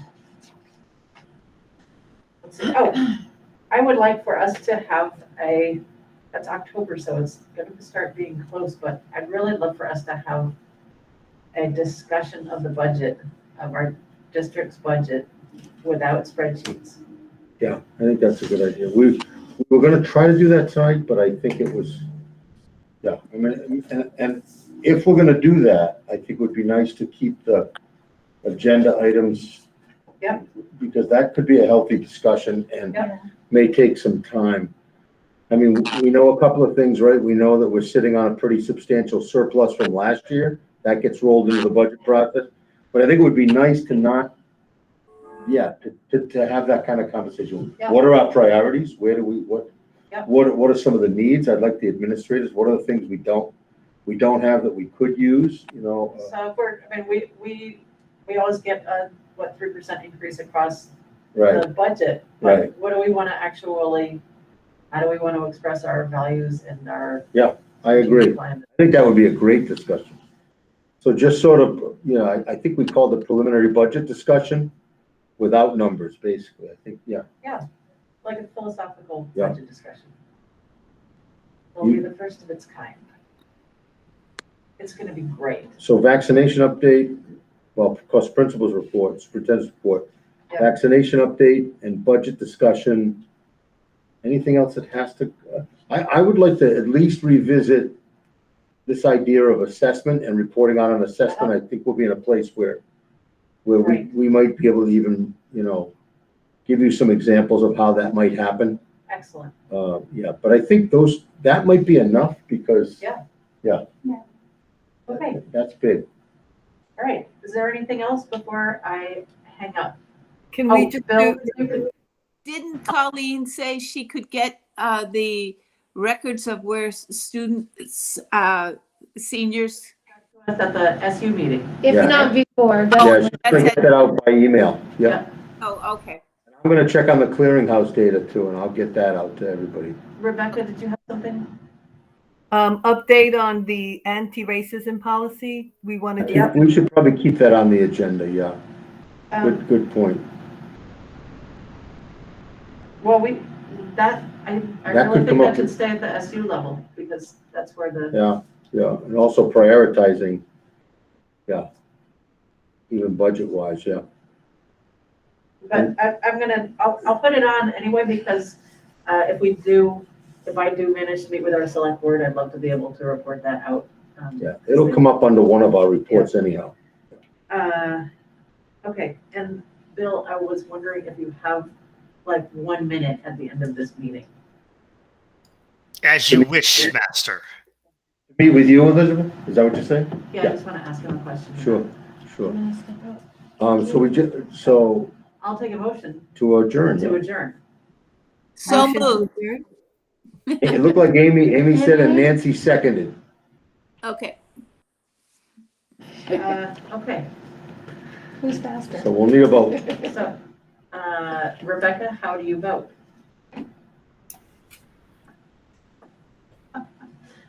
What are we voting on? Adjourn, to adjourn. Yes. Davis, how do you vote? Aye. And Nancy, how do you vote? Aye. Okay, and Bill, how do you vote? Aye. Me?